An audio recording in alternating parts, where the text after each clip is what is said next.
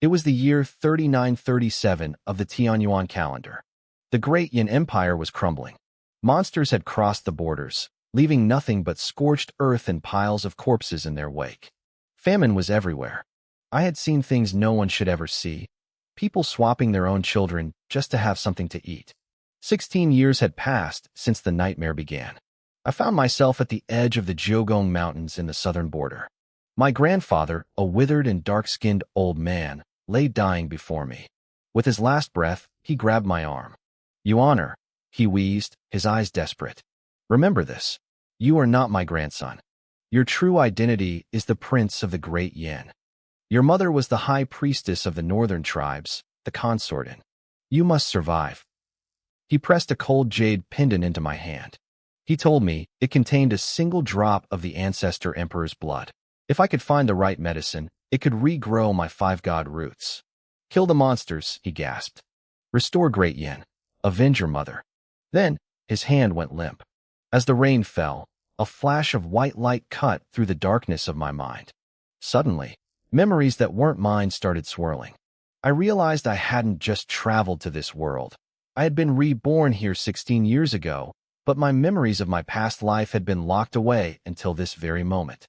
I looked down at the old man's body. He was actually the former imperial physician. 16 years ago, when the monsters raided the palace, my mother knew we were doomed.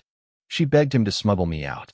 But I was born with the 5-god roots, a spiritual talent so bright the monsters could smell it from miles away. To save me, the physician did the unthinkable. He cut the roots out of my body and transplanted them into his own grandson, using the boy as a decoy to lure the monsters away. He had spent 16 years running, just to keep me alive. "Grandfather, rest in peace," I whispered. I had expected this day, but I never expected to be royalty. "Hey kid, you're not from around here, are you?" A booming voice startled me. I looked up to see a man in a sturdy blue shirt watching me with narrowed eyes. This was the Jiogong mountain range, the most mysterious place in the southern border and the birthplace of the Gu Masters. "I'm a refugee," I said. My grandfather had told me this was the only safe place left, a hidden paradise away from the chaos. "Jiogong Mountain doesn't welcome outsiders," the man barked. "Leave." "I want to join you," I replied firmly. "My grandfather brought me here specifically for that. I heard there are conditions. I had nowhere else to go. Without my spiritual roots, I was just prey for the monsters out there." "Do you have a token?" he asked. I pulled a small wooden box from my robes, something my grandfather had given me long ago. The man glanced at it and grunted. "This gets you a chance, nothing more. You still have to pass the Gu Master trial." "What kind of trial?" I asked. "A trial of 9 deaths and 1 life," he said, turning toward the mountains. "Follow me if you want to try. If not, get lost. I'm coming."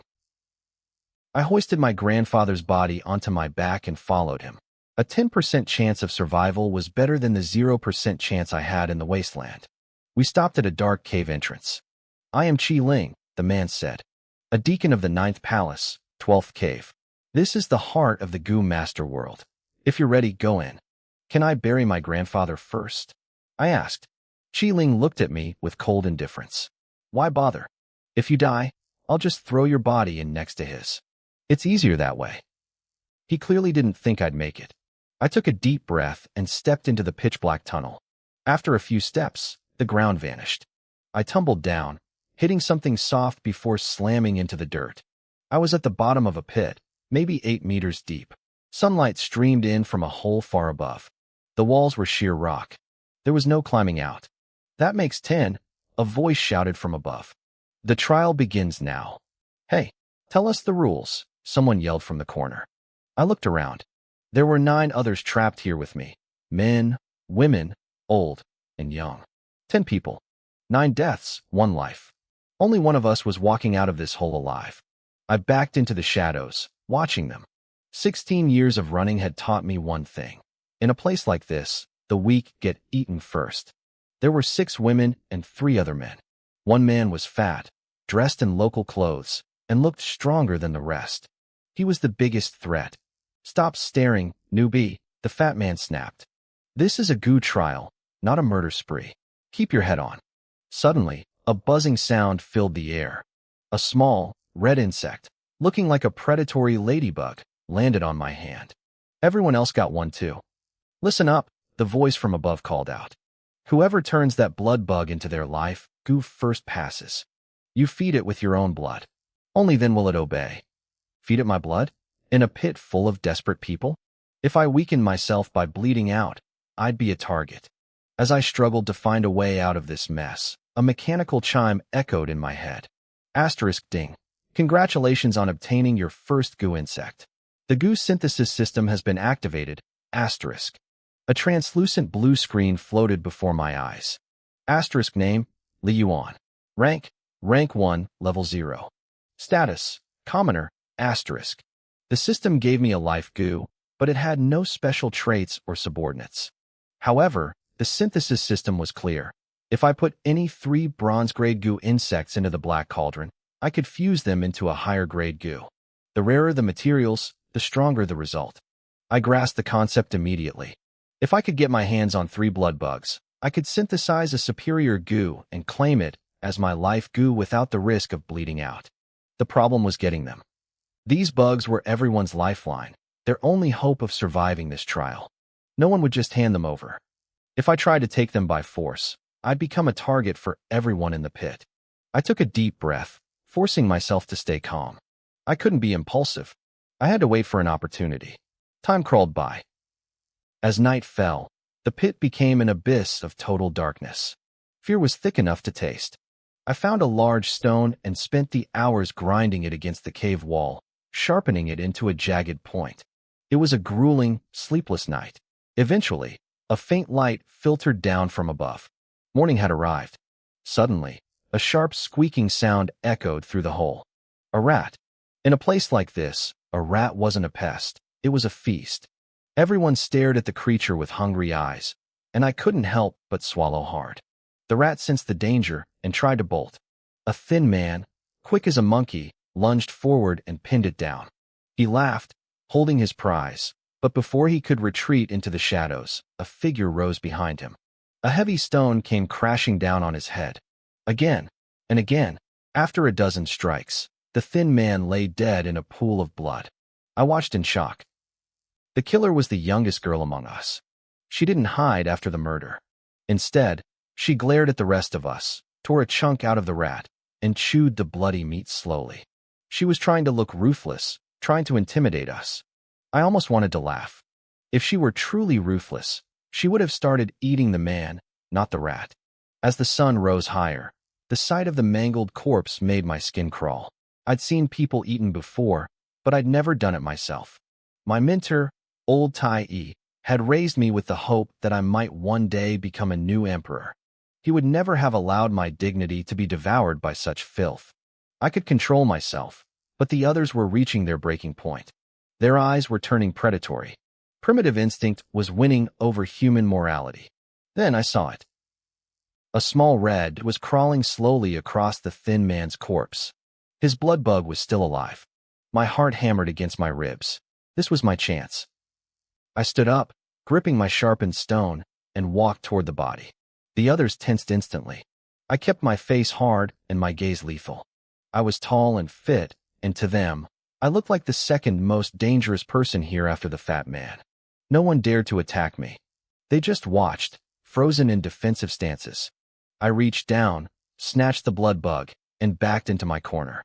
I thought you were going for the meat, the fat man said, his voice mocking. Are you trying to raise a second bug to increase your chances? You seem to know a lot. Maybe we're all going to lose to you. The air turned cold. He was intentionally painting a target on my back. You're a local, I spat back. You know more about goo than I do. Why would you let me take this chance? I wanted it, he chuckled. You just got there first. I held the bug out, my eyes narrowing. Then come and take it. If you take it, do you even dare to feed it? Or are you just talking? He sneered and went silent. Only a fool would try to feed 2 blood bugs at once in this state. It would drain you dry. He was likely waiting for me to die from blood loss, so he could be the strongest one left. I didn't say another word. I just waited. I knew hunger would drive them to violence again soon, and that would be my chance to get the 3rd bug. By the 3rd day, everyone was at their limit. The silence was broken by an old man. We have to eat him, he whispered, gesturing to the corpse. He was weak, and he knew he needed allies to survive. A woman nodded. We have no choice. If heaven judges us, let it blame the weak emperor and the demons, not us poor souls. It was a pathetic prayer, just a way to justify what they were about to do. The old man stepped forward, followed by 6 women. They surrounded the thin man's body. The fat man didn't move. Neither did I. But I knew that if they ate and regained their strength, they would come for us next. The group stood over the body, hesitating. You suggested it. The young girl who killed the man said to the elder. You eat first. You killed him, the old man stammered. You should start. He was terrified of the curse of cannibalism. Eat. The girl commanded, raising her stone. The other women raised theirs too. Eat, or we kill you right now. Terrified, the old man crouched over the corpse. But before he could take a bite, the girl's stone whistled through the air. It cracked against his skull, and he slumped over dead. Sisters, the girl screamed, turning toward us. We have to kill these 2 men now. If we don't, we'll never make it out alive. She was smart. She knew women were physically weaker, so she was thinning the herd and trying to eliminate the biggest threats while we were all starving. Clever girl, the fat man said. But you think you can take me? He turned to me with a grin. Tell you what, you ladies go kill that kid first. I promise I won't interfere. How about that? The girl looked at the fat man, then turned her eyes to me. Hey, newcomer, how about you join us? Help us kill this fat bastard first, and then we talk. It was a psychological game. Everyone wanted to be the one who stayed safe while the others fought. Fine, I said immediately. Let's do it. The fat man's grin vanished. He hadn't expected me to agree so fast. Are you crazy? He hissed. You think these women will let you live once I'm gone? I bared my teeth in a cold smile. I think a dead pig like you is a much bigger threat than they are. I tightened my grip on my stone and started walking toward him. I walked over to the old man's corpse. The girl watched me closely, waiting to see if I'd follow her orders. You first, she commanded. I nodded slowly. Fine, but all of you need to back off. Let me eat some meat first to get my strength back. Then I'll help you. The girl frowned, weighing her options. She held the power for now, and as long as I didn't team up with the fat man, she was winning. Fine, she said. She stepped back 3 paces. The other 5 women looked at each other and followed her lead. I knelt by the body. My hand moved with precision, grabbing the blood worm that was still clinging to the old man. Across the pit, the fat man's face went pale. He probably thought I was a complete idiot for actually listening to those lethal women. He didn't know that the worm was my real target. A notification flashed in my mind. Asterisk first-time detection of fusible goo insects. Synthesize, asterisk.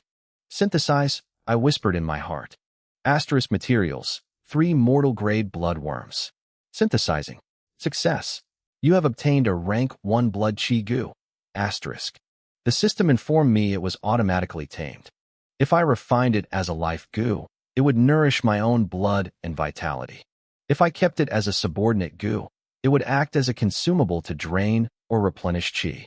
In this pit, there was no choice. Refine as life goo, I commanded. A sudden wave of warmth flooded my veins. The exhaustion that had been crushing my bones vanished instantly. My blood felt thick and powerful. My strength was surging. Looking at the women now, I felt like I could knock them all down with a single punch. No wonder goo masters held such high status in this world. This power was real. During my 16 years on the run, I'd seen powerful martial artists who could tear demons apart, but I never had the foundation to join them. My grandfather, Tai E, always told me to forget about martial arts. Now, I didn't need them. Why suffer through years of training when the system was this direct? What are you doing? The girl's cold voice snapped me back to reality. Move. I turned to look at her, a calm smile on my lips. I changed my mind. Her eyes flared with rage. You're playing me? Exactly, I said. The girl's chest heaved with anger. She turned toward the other side of the pit. Fatty, come here. Help us kill this kid first. What do you say? The fat man shook his head, leaning against the wall. I already told you. You kill him, I stay out of it. That's my limit. Since nobody wanted to move, I decided to wait. The initial burst from the blood chi goo had left me slightly winded as it settled into my system. I had the upper hand now. Being cautious was the smartest play. I placed my life goo back on the corpse for a moment. To my surprise, the little insect crawled into the shadows and silently attached itself to one of the women.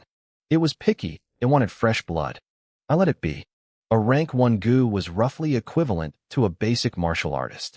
In my memory, a ranked warrior could handle a dozen grown men easily. These starving women were no threat to it. Night fell again. For the first time, the darkness didn't feel heavy. I was wide awake, ready to outlast them all. But then, I felt a shift in the air. The women were moving. They were creeping toward me in the dark. It looked like they didn't want to see the sun rise. I stood up silently. My footsteps were light, almost ghostly. I didn't head for the women. Instead, I moved toward the biggest threat, the fat man. He was slumped against the stone wall, drifting in and out of sleep. Suddenly, a series of thuds echoed through the pit. The 6 women had thrown their stones all at once, targeting the spot where I had been sitting. That was my signal. I lunged from the shadows. My fist slammed into the fat man's stomach with the force of a sledgehammer. He let out a strangled wail. I didn't stop to let him recover. I snatched the bloodworm from his body first, then grabbed him by the hair and slammed his head against the stone wall. 1, 2, 3 times. The wailing stopped. He slumped over, dead. Your turn, I said. My voice echoed coldly in the pitch-black cavern. The women froze. They hadn't expected me to kill the fat man so fast, or so easily. If I was this strong, why had I waited? I didn't give them time to think. I became a blur in the dark. 1 punch, 1 kill. 1, 2, 3, 4, 5. Finally, I reached the girl. My fist crashed into her chest, caving it in. She flew backward, hitting the wall and sliding down, lifeless. I respected her ambition, but that was it. She had to die. Grandpa Tai taught me to be decisive, even if I wasn't cruel. This wasn't cruelty, it was survival. I collected all the remaining bloodworms.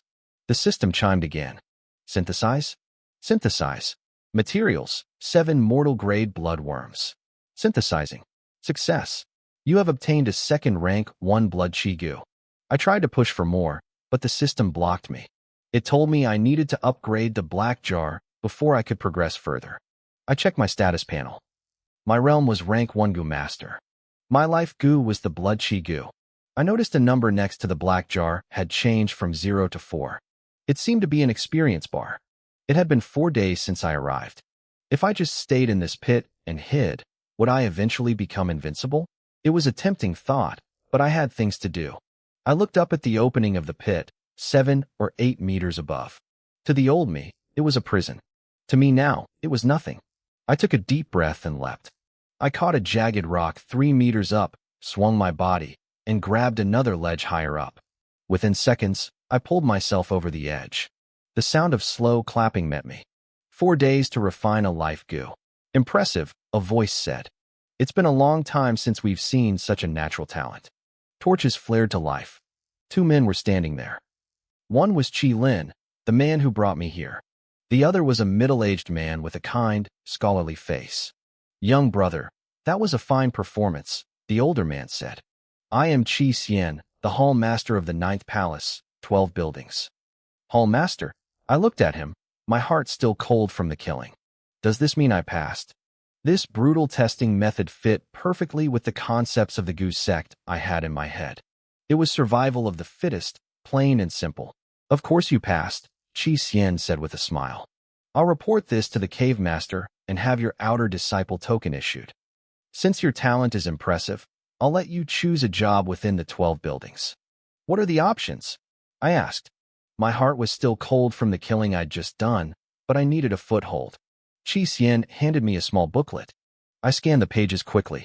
There was the Hall of Affairs, which handled recruitment, exams, and disputes. The Goo Beast Garden focused on raising insects and beasts. The Goo Plantation was for growing spiritual materials. Then, my eyes stopped on the last one, the Bone Scrapyard. It was the place where they dumped all the failed, mutated, and broken goo worms from across the entire organization. My pulse quickened. This was perfect. My system could synthesize any 3 goo worms of the same rank. It didn't say they had to be healthy. Hall Master, I said, looking up. I choose the bone scrapyard. Chi Xian's expression turned strange. Are you sure? Dealing with broken bones and failed goo is filthy, exhausting work. And it's dangerous. Chi Lin chimed in, warning me that when failed experiments were thrown together, accidents happened constantly. But their warnings only made me more excited. This place was practically custom-made for me. In the Goo Beast Garden, everything belonged to the sect. If I started synthesizing their prize specimens, I'd be caught in a heartbeat. But in the scrapyard, I'd be dealing with trash that nobody wanted. I've made up my mind, I insisted. I was almost impatient to get started. Chi Xian didn't push further. He had a respect other people's choices attitude. Fine. By the way, what's your name? We've been talking this long, and I still don't know. He told me I could keep my old name or take a new one granted by the Nine Palaces Goo Nest. I didn't hesitate. Lin Yuan. Lin as in wood, Yuan as in gold.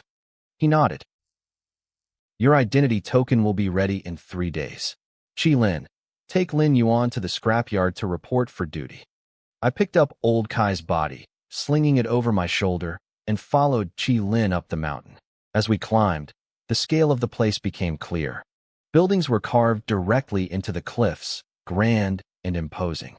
Chi Lin explained that the Nine Palaces Goo Nest was an ancient power rooted in the southern Jiang Mountains.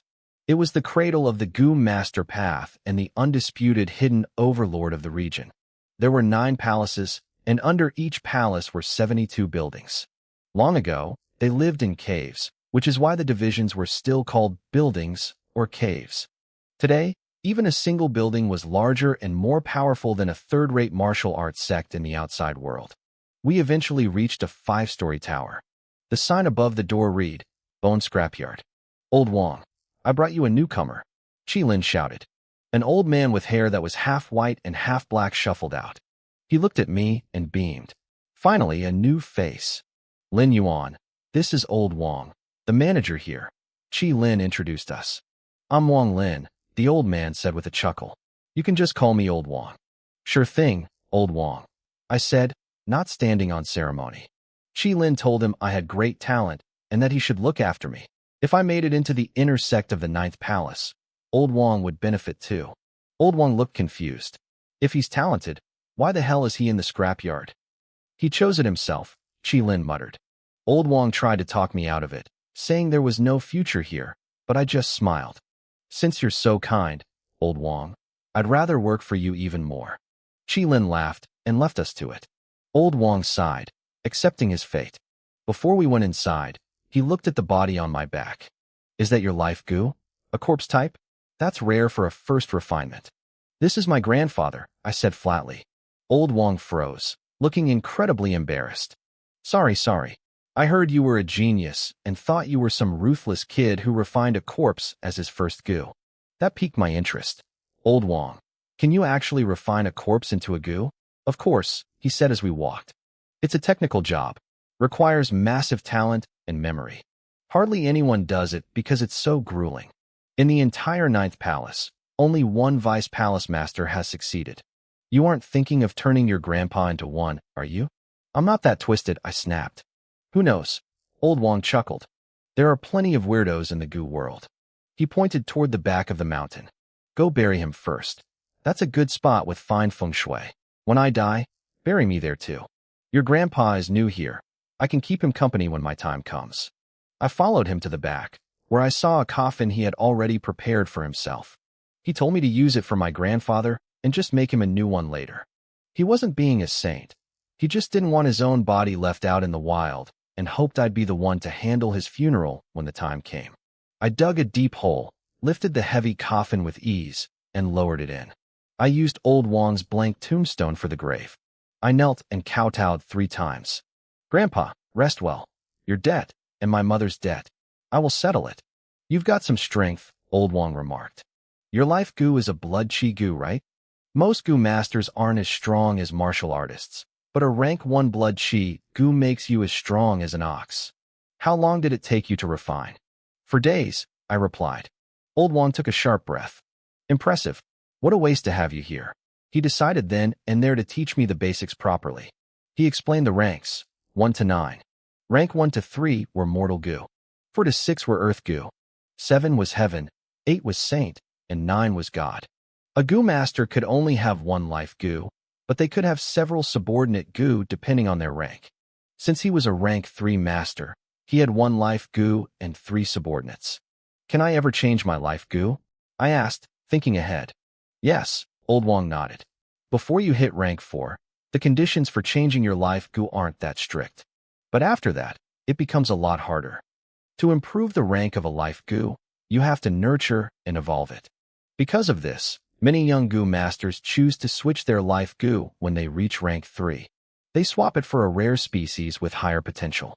If you can get your hands on a goo from the exotic list, your future achievements are limitless. I breathed a sigh of relief. As long as I could change it later, I was fine. But I wasn't satisfied with just being fine. I had a system now. My limit shouldn't be defined by common knowledge. Come on, Old Wong said, turning away from the back hill. I'll take you into the residual goo pavilion. I followed him inside. The moment I stepped through the door, a violent shiver ran down my spine. It was freezing. Cold, isn't it? Old Wong smiled. The pavilion processes countless dead goo every day. Killing intent gathers here. It's naturally cold. That's why I told you to find somewhere else to stay. You're young. You haven't even started a family yet. Staying here too long is bad for the body. I didn't care. To me, this place was heaven. I could already hear the echoes of the goo immortals calling to me. So, Old Wong, I asked, how did you manage to survive here so long? Luck, he replied. After I arrived, I found an abandoned ice cicada. I nursed it back to health, and it became my life goo. It helps me handle the chill. I patted my chest. I'm young. My blood is hot enough to handle it. Old Wong choked on his words. Hot blood? You'd be better off using that energy on a rich widow than wasting it in this place. I had no comeback for that. I focused on the room instead. The pavilion was filled with jars of all shapes and sizes. Some were sealed with yellow cloth, while others were transparent, revealing swarms of crawling goo insects. There are 5 floors, Old Wong explained. Each floor holds goo of a corresponding rank. Our job is to clear out the dead ones every day and pick out the good goo, those that have undergone a second metamorphosis. We send those back to the exhibition hall. He paused to look at me. There are quotas. Every month, you need to turn in at least 100 rank 1 goo, 30 rank 2, and 10 rank 3. We don't deal with rank 4 or 5. They aren't our problem. I looked around the empty hall. Is it just the 2 of us here? Old Wong pointed upward. There's one more. He stays on the 4th and 5th floors. We can't go up there, and we never see him. No need to worry about him. I nodded. I wasn't the type to stick my nose where it didn't belong. Old Wong spent the next few hours teaching me the basics of nurturing goo. He tossed me a few manuals and a cultivation technique called the Basic Goo Nurturing Heart Script. It was a plain name for a plain technique. Starting today, the first floor is yours, Old Wong said. I won't interfere. Late that night, after Old Wong went to the sleeping quarters, my eyes lit up. I only had to hand over 100 good goo a month. There were tens of thousands of scraps in this room. This was a gold mine for my synthesis system. I walked over to a black jar labeled Rank 1 Essence Nurturing Goo. I checked my manual. This type of goo was used to strengthen a master's spirit or induce deep sleep. Detected residual goo available for fusion. Synthesize? Do it, I whispered. Materials: 30 Rank 1 Essence Nurturing Goo. Synthesizing. Success. You have obtained 1 Rank 1 Essence Nurturing Goo. Subordinate goo automatically bound. I looked at the healthy, glowing insect in my palm. So, synthesizing scraps turned them into perfect specimens? I tried to push further, but a prompt stopped me. Please upgrade the Black Pot rank to explore higher paths. I wasn't surprised. I opened my status panel. Name: Lin Yuan. Object: Black Pot. Rank 1. Realm: Rank 1 Goo Master. Life Goo. Blood Chi Goo. Subordinate Goo. Blood Chi Goo. Essence Nurturing Goo. Wait, did I have no limit on subordinate goo? Usually, a rank 1 master could only have 1. I moved to another jar and synthesized 30 tortoise shell goo scraps. Success. You have obtained 1 rank 1 tortoise shell goo. In the manual, it said that if a tortoise shell was a life goo, it provided permanent defense. As a subordinate goo, It was a consumable that could briefly harden parts of the skin during a fight. More importantly, subordinate goo were controlled through external tools, but mine were bound directly to my mind. If they died, I wouldn't suffer the backlash like a normal master would. I checked my list again. It now showed 3 subordinate goo. I was going to be invincible. I spent the entire night in a frenzy, synthesizing goo left and right. I made sure not to use up all the scraps so no one would notice the missing inventory. However, I hit a snag. Even after a whole night of work, I hadn't produced a single rare goo, let alone anything from the exotic list. These scraps were just basic trash. I sighed. I guess I couldn't get lucky immediately. I just had to stay low and keep grinding. Time flew by. In the blink of an eye, I had been at the pavilion for half a month. Life was boring and repetitive, but it was peaceful. Compared to the chaos and demons in the outside world, I loved it here. In a few more days, my black pot would finally reach rank 2. Lin Yuan, have you heard the news? Old Wang asked during lunch. What news? I asked. I stayed inside all day. I wasn't plugged into the gossip mill like he was. Have you heard of the 5 gods treasure? I shook my head. It's the treasure left behind by the founding emperor of the great Yin dynasty, Old Wang whispered. They say it's the key to restoring the empire. Now, all the lords and great demons are hunting for it. The world is in chaos. It's the commoners who suffer. I felt a pang of pity, but I couldn't truly relate to the royal family.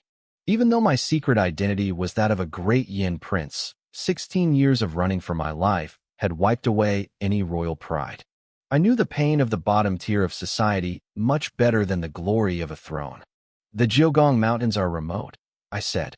Maybe the war won't reach us. I hope the royals find the treasure soon, Old Wang sighed. Maybe they can end this mess. But it's almost impossible. Why? I asked, playing the part of the curious outsider. Because the emperor's direct bloodline was wiped out, Old Wang said, throwing his hands up. Not a single soul left alive. Maybe there's one still out there, I said quietly. Let's hope, Old Wang replied. The treasure can only be opened by a direct descendant. If one did show up now, though, he'd just be a human key. The lords would lock him up and use him. I smiled thinly. He was right. Great Yin existed in name only. It was just waiting for a conqueror to finish it off. Old Wang leaned in closer, his voice dropping to a low murmur. I also heard that demons infiltrated the palace a long time ago. They used special means to control the late emperor before the end. The imperial bloodline was being systematically wiped out. I already knew this from the fragmented memories of my past 2 lives, but hearing it from Old Wang made it feel real. The real question was who had leaked this information, and what was their motive. This involved the blood feud of my mother and Grandpa Tai. I couldn't just ignore it. Old Wang, how do you know all this? I asked. Everyone knows, he replied, leaning back. People are saying that the emperor's favorite consort, Lady Ming, was actually a demon. They say she clouded his mind and controlled him. Otherwise, with his rank 8 martial saint cultivation and the protection of the empire's destiny, how could he fall so easily? It's the same old story. Beauty is the ruin of men. Old Wang talked like a storyteller, painting a vivid picture of the rumors swirling outside. I listened with a grain of salt. A martial saint wouldn't be swayed by simple beauty. There had to be something deeper, some hidden method the demons used. For now, I buried these thoughts deep in my heart. Nothing was going to stop me from staying hidden and growing stronger. I counted the days. It had been 27 days since I joined the bone scrapping pavilion, and exactly 30 days since my black pot synthesis system activated. I called up the virtual panel in my mind. Master, Lin Yuan. System, Black Pot, Rank 2, Realm, Rank 2 Goo Master, Life Goo, Blood Essence Goo, Subordinate Goo, Blood Essence Goo, Essence Nurturing Goo, Tortoise Shell Goo, Bloodthirsty Chest Tattoo, Stink Bug, Wind Chasing Butterfly. I felt a surge of excitement. My realm had automatically advanced to Rank 2 alongside the system. Then, a new notification flashed. Detected multiple subordinate goo. Would you like to select one to refine as a second life goo? My heart skipped a beat. This was exactly what I wanted. In the world of goo masters, your life goo is linked to your very soul. If it dies, you die. Most masters are limited to just one, but my system was breaking the rules. I could have multiple life goo, and because of my system's unique protection, I wouldn't suffer the backlash if they were destroyed. I could be practically immortal. I looked toward the second floor of the pavilion. To make this count, I couldn't just pick any common goo. I needed something rare. I headed upstairs and found Old Wong sorting through piles of discarded remains. He frowned when he saw me. Lin Yuan, what are you doing up here? The baleful energy is too thick. Go back down. Old Wong, I said directly. I've reached rank 2. He bolted upright, nearly knocking over a jar. What? Say that again. I am a rank 2 goo master now, I repeated. Holy crap. Old Wong stared at me for a long time before breathing out a single word. Impressive. He started laughing. I guess I've been mediocre for so long that I forgot what a real genius looks like. You really might make it into the inner sect of the Jiogong Mountains. Old Wong, your health hasn't been great lately, I said, getting straight to the point. Let me take over the management of the second floor too. He smiled, touched by the gesture. You actually care about this old man, huh? In truth, I just didn't want him wasting the trash up here. To me, these broken goo were a treasure trove far more valuable than any legendary hoard. Fine, the second floor is yours, Old Wong said, stretching his back. You're a natural workhorse anyway. Most people wither away in this place, but your vitality seems to be getting stronger by the day. Just enjoy your retirement. I joked. Once I hit rank 3, I'll take over the whole building. Good lad, he said, giving me a thumbs up. He headed off to rest, leaving me with the management ledger. I scanned the records of every broken goo stored on this floor. My eyes stopped on a rare entry, a rank 2 broken goo, the 1000-life centipede. I found the jar and opened it. Inside was a centipede with half its body missing, twitching violently. Even in this state, its will to live was incredible.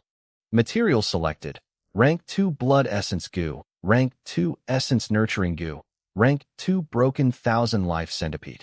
Hidden ingredient detected: trace of longevity herb inside the centipede. I didn't know what longevity herb was, but I didn't care. I threw them all into the black pot. Warning: multiple goo types detected. Rare materials included. Synthesis direction randomized. The pot began to shake violently. Suddenly, a flash of golden light erupted. I hit the jackpot. Synthesis complete. You have obtained rank 2 mutated goo, the resurgence goo. Special trait: can be refined as a life goo regardless of realm. Grants the master the ability to recover from the brink of death. As long as the heart is not destroyed, the master cannot die. My luck was insane. I had read about the resurgence goo. Normally, refining one takes 10 years of feeding it your own flesh and blood in a process that feels like living hell. I had just blinked and created one. It likely happened because the centipede had accidentally eaten that longevity herb before it was captured. Refine resurgence goo as life goo, the system asked. Refine it, I commanded. A wave of intense heat washed over me. My internal organs felt like they were being forged in fire. As a mutated goo, the feedback it gave my body was massive. I felt my physical strength skyrocket. I was no longer just a fragile goo master. My physical stats were now on par with a dedicated martial artist of the same rank. I was becoming a 6-layered warrior, strong in every category. I love this place. The bone-scrapping pavilion was my ultimate sanctuary. I just had to keep laying low. My goal was simple: stay hidden until the world looked at me with the same awe they reserved for gods. The next morning at breakfast, Old Wong squinted at me. Is it just me, or do you look even more energetic today? Am I really getting that old and weak? You're just overthinking it, I laughed. My blood essence goo reached rank 2. Of course I look better. Right? He muttered, rubbing his head. Anyway, how is your jade bone heart technique coming along? It's all right, I said vaguely. Don't slack off, he warned seriously. That technique determines your combat ability. If you don't master it, your goo won't be a threat to a real martial artist. I nodded, but I wasn't worried. I didn't need his techniques. My path to power was already growing in the dark, one broken goo at a time. Old Wong spent the next few days teaching me the subtle art of controlling goo. Most low-level masters use the crudest method: baiting. They use blood or pungent food to lure the insects into moving. It's basic and clumsy. The second stage involves tools, using flutes, zither, or even umbrellas to direct them. The third stage is the goal, controlling them with pure thought. Normally, a master can only do this with their life goo. Nobody sends their life goo into the front lines of a messy fight. It's too risky. But for me, the Jade Bone Heart technique was useless. Because of my system, every single subordinate goo I owned already obeyed my mental commands perfectly.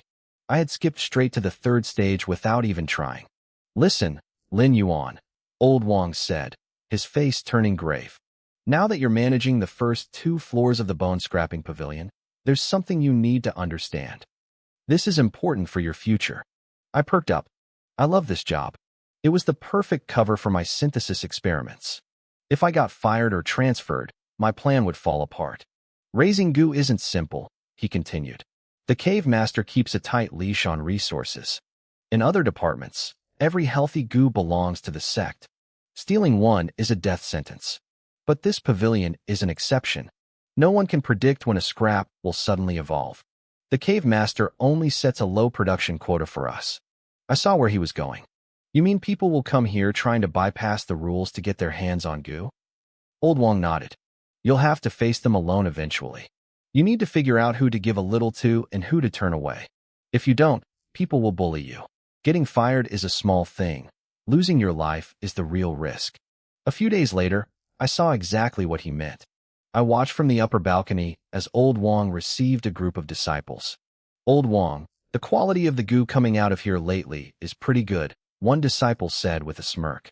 "The sect's mountains and water must be nourishing them well. Even the scraps are turning into treasures." Old Wang forced a smile. "I'm just doing my job. I'll be coming by more often then." The disciple laughed. "If you hand everything over to the sect, no one will thank you. But if you help me out, I'll remember it." Over the next week, wave after wave of people showed up. Everyone had their eyes on the pavilion. Some even started whispering about replacing Old Wang with one of their own cronies. Old Wang sighed, looking defeated. Greed has no limits. Trying to please everyone is impossible. If you take a bite of meat, someone else feels like they lost a meal. If they actually replace me, you have to be careful. Just keep your head down. I realized then that my synthesis was working too well. The trash I was producing was now high enough quality to cause trouble. Half a month passed. I spent my days obsessively combining scraps, trying to trigger a mutation into a rare or exotic goo. But the raw materials were the bottleneck. Trash plus trash usually just resulted in slightly better trash. My system showed my progress. I was a rank 2 master now, my black pot was at rank 2, and I had a collection of blood essence, resurgence, tortoiseshell, and various toxic or scouting goo. I needed better materials. "Old Wang, Old Wang," a booming voice shouted from outside. I looked out the window. Another one? It never ended. Most masters grew their life goo by having them devour other goo or feeding them rare treasures. Both methods cost a fortune. If I didn't stop these scavengers, they'd bleed us dry. And if they replaced Old Wang, my quiet life was over. I walked out to meet the intruder. He was dressed in expensive robes, looking far too polished for a scrap heap. "You must be the new kid," he said, eyeing me before flashing a fake smile. "I'm Sun Meng from the combat hall. My life goo took some damage recently, and I need a few insects from the pavilion to feed it." I remembered the name. Old Wang told me the combat and law enforcement halls were the most dangerous. Sun Meng was a rank 2 master and a distant relative of the cave master. He'd been bullying Old Wang for months, demanding so many goo that we almost missed our official quotas. "Old Wang is retiring," I said flatly. "I'm in charge now." Sun Meng's eyebrows shot up. He clearly didn't like my tone. "I see. Well, go grab me some goo, Junior. You're young and have potential. Maybe I'll put in a good word with my uncle and get you transferred out of this dump. A talent like you shouldn't be buried in a pile of scraps." My blood boiled. This idiot was threatening to ruin my perfect setup. "There are no extra goo," I replied. "No." Sun Meng frowned. "I know this place produces at least a dozen rank 1 goo a month. Old Wang always kept them for me. Maybe I should just talk to him instead." "I told you. I'm in charge." I stepped forward. "I said there are none. That's the end of it." I was hoping he'd take the hint and leave. I didn't mind giving away a few low-level bugs to keep the peace, but he was pushing for more. "You?" Sun Meng was turning red. You little brat. Do you have any idea how the world works? Have the fumes in this place rotted your brain? He lowered his voice, hissing at me. One word from me, and you'll stay stuck in this pavilion for the rest of your life. You'll never be promoted. I almost laughed. Stay here forever? That sounded like a dream come true. Then I really should thank you, I said sincerely. To him, it sounded like the ultimate insult. Fine. Very well. Sun Ming laughed bitterly. Just you wait. I hope you don't end up a corpse in the wilderness the next time you step outside. Wait a minute. Old Wong came rushing out from behind the building. He had been watching, terrified that I'd crossed the wrong person. He knew Sun Ming was petty and vindictive. Junior brother Sun, Old Wong forced a wide, desperate smile as he reached us. My young assistant didn't mean anything by it. He's just young and a bit too honest. Please, forgive him. Sun Ming just snorted, his eyes cold. Wait right here, Old Wong pleaded. I have the goo ready for you. I'll go get them now. Old Wong didn't care about the insects anymore. He just wanted to protect me from the target Sun Ming had just painted on my back. Forget it, Sun Ming said, his voice dripping with malice. I wouldn't want to trouble such a talented young man. The tension in the air softened slightly as Sun Ming's face relaxed, but his eyes remained sharp. Old Wong, you really need to teach this kid some manners, he spat, glancing at me. A man who doesn't know when to bend will break. People like him don't live long. Of course, Old Wong said, nodding frantically. It's not like I'm a bandit, Sun Ming continued, his voice rising with self-righteousness. I've bled for this sect. I've been wounded.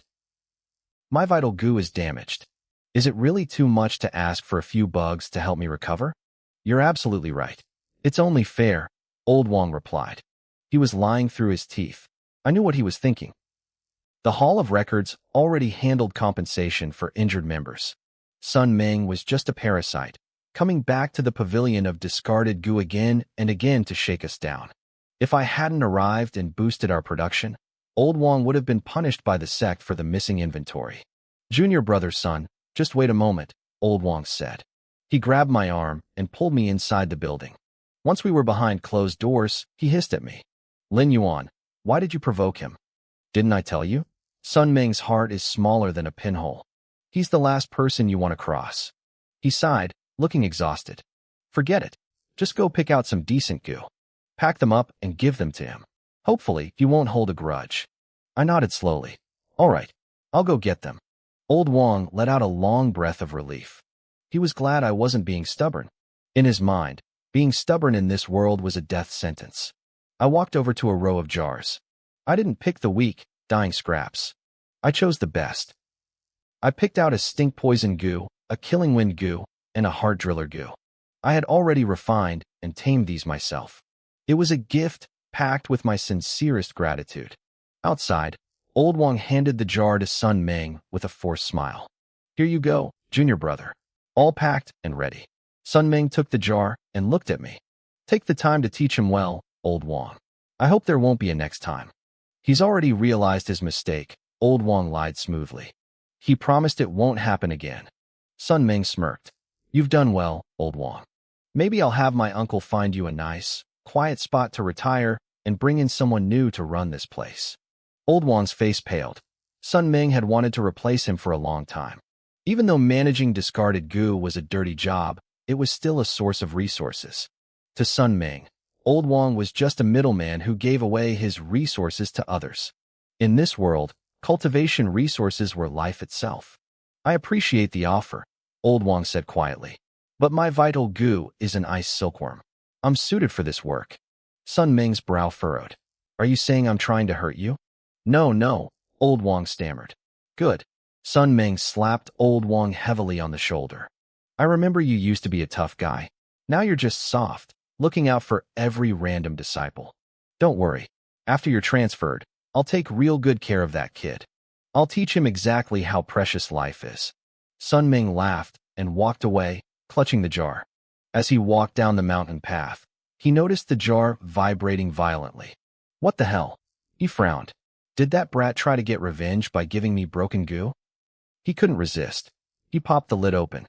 A cloud of purple toxic mist exploded into his face. Stink poison goo. Sun Ming choked, covering his nose. He tried to summon his vital goo, but his arm went numb instantly. His vision blurred. Everything started spinning.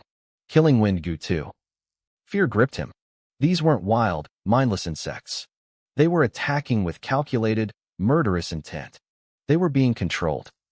He crushed a blood chi goo to force a surge of energy into his system, desperately scanning the woods. He couldn't sense anyone. Is this mind control? He gasped. Only a handful of masters in the 12 caves could control goo with pure thought. Why would someone that powerful target a nobody like him? The paralysis from the killing wind goo spread through his limbs. Then came a sharp, stabbing agony in his chest. The heart driller goo was doing its work.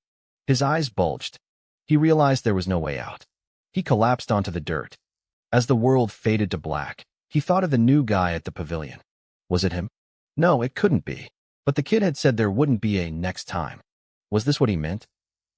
A few days later, I was eating a quiet meal with old Wong. Suddenly, a group of men wearing silver masks marched into the pavilion. Old Wong's bull hit the table. His whole body started shaking. The enforcement hall. A masked disciple stepped forward, his voice cold as ice. Where is the manager, Wong Lin? I am, old Wong stammered. Wong Lin, you are under arrest for the murder of a fellow disciple. Come with us. They grabbed him. Lin Yuan, don't be scared. Old Wong shouted as they dragged him away. He was terrified, but he tried to look brave for me. I didn't do anything. Just stay here and watch the pavilion. I'll be back. I watched them go, my brow furrowed. I knew exactly why this was happening. It was Sun Ming. But I didn't think they would pin it on old Wong.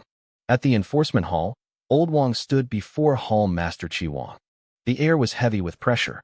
Sun Ming is dead, Chi Wong said flatly. Old Wong acted surprised. Junior brother's son is dead? 5 days ago, on the path back from your pavilion. You were the last person to see him, Chi Wong said. You think I killed him? Old Wong let out a bitter laugh. Do you really think I have that kind of power? No, Chi Wong replied, shaking his head. But you are the prime suspect. He tossed a scroll onto the table. It was the autopsy report. Sun Ming had been killed by a rank 2 stink poison goo, a killing wind goo, and a heart driller goo. All of them came from our pavilion. I gave him those goo, old Wong admitted.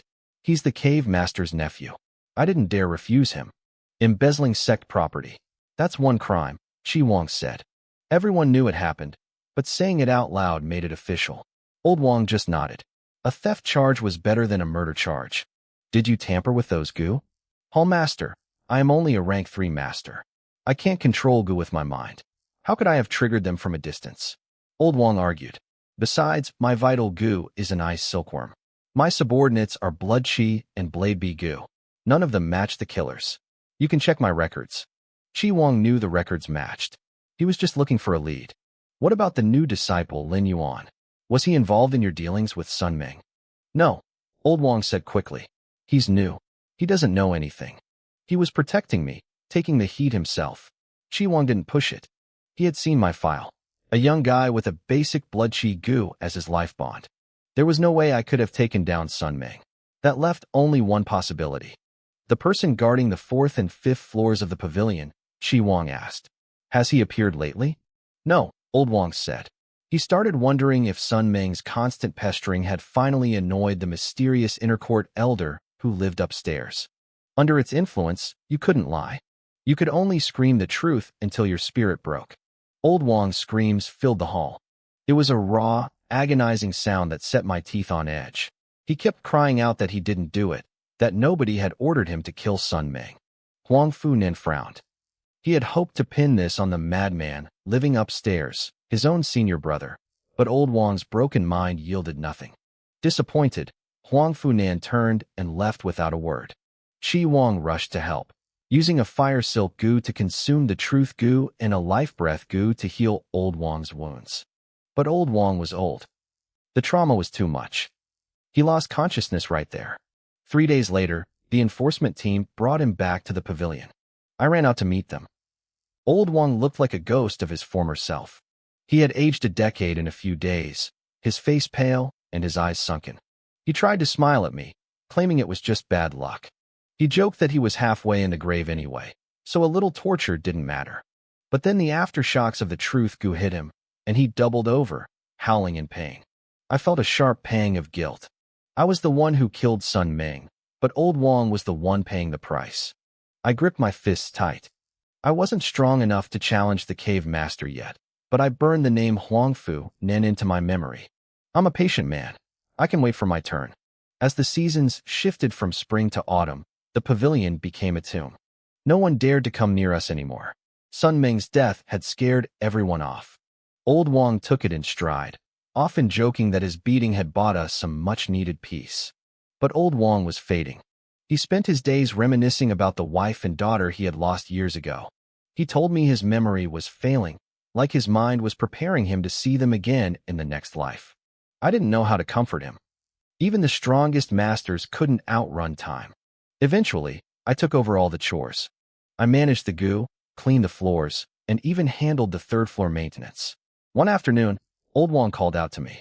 He told me he was leaving. He wanted to go back to his old village to see if his family was still waiting for him. We both knew it was a fool's errand. His village had been a wasteland for years. But it was an old man's final wish, a way to find peace before the end. He told me he saw destiny in me. He said when I first arrived, he thought I was wasting my talent, but now he realized I was exactly where I was meant to be. The next morning, he was gone. He left me alone in the silence of the remaining bone pavilion. It felt empty without his grumbling, but I had work to do. I called up my mental interface. My black pot system had reached rank 3. My own cultivation had followed suit. My list of subordinate goo was growing. Blood chi, essence nurturing, oxhide, and several others I had synthesized in secret. I had reached a milestone. It was time to refine my third vital goo. I wasn't going to rush it. I had the system, the resources, and all the time in the world to pick the perfect one. My journey was just beginning. My blood chi and essence nurturing goo were great for health, but in a real fight, they were useless. They were support types. Unless I evolved them further, I was a glass cannon. My tortoiseshell goo improved my physical stats and survivability, but I needed raw power. I wanted to be a hexagon warrior, perfect in every category. Power, speed, defense, I needed it all. I headed up to the third floor. Compared to the lower levels, the rank 3 scraps were scarce. There were less than 1,000 in total. The sect only expected us to produce 10 functional rank 3 goo to send back to the General Affairs Hall. It was a shame. We hadn't received any high-quality raw materials lately. I realized how lucky I'd been to find that centipede goo that had swallowed longevity grass. I started synthesizing, focusing on offense. I selected my materials, a sword chi goo scrap, a blade edge goo scrap, and a vajra beetle. The black pot hummed. Synthesis complete. I had created a rank 3 blade sword goo. It was automatically bound to me. If I made it my vital goo, I could manifest blade glow and sword chi from my fingertips. As a subordinate goo, it could briefly transform into a physical weapon. I looked at it. It was slender, silver, and looked like polished segments of metal. It was only finger length, but when I pulled at it, it extended over 3 feet like a real sword. Not bad, I muttered. But it wasn't enough. I didn't know how to use a sword or a knife. Having this goo was like having a legendary technique with no skill to back it up. It looked cool, but it was a trap for the weak. I kept going.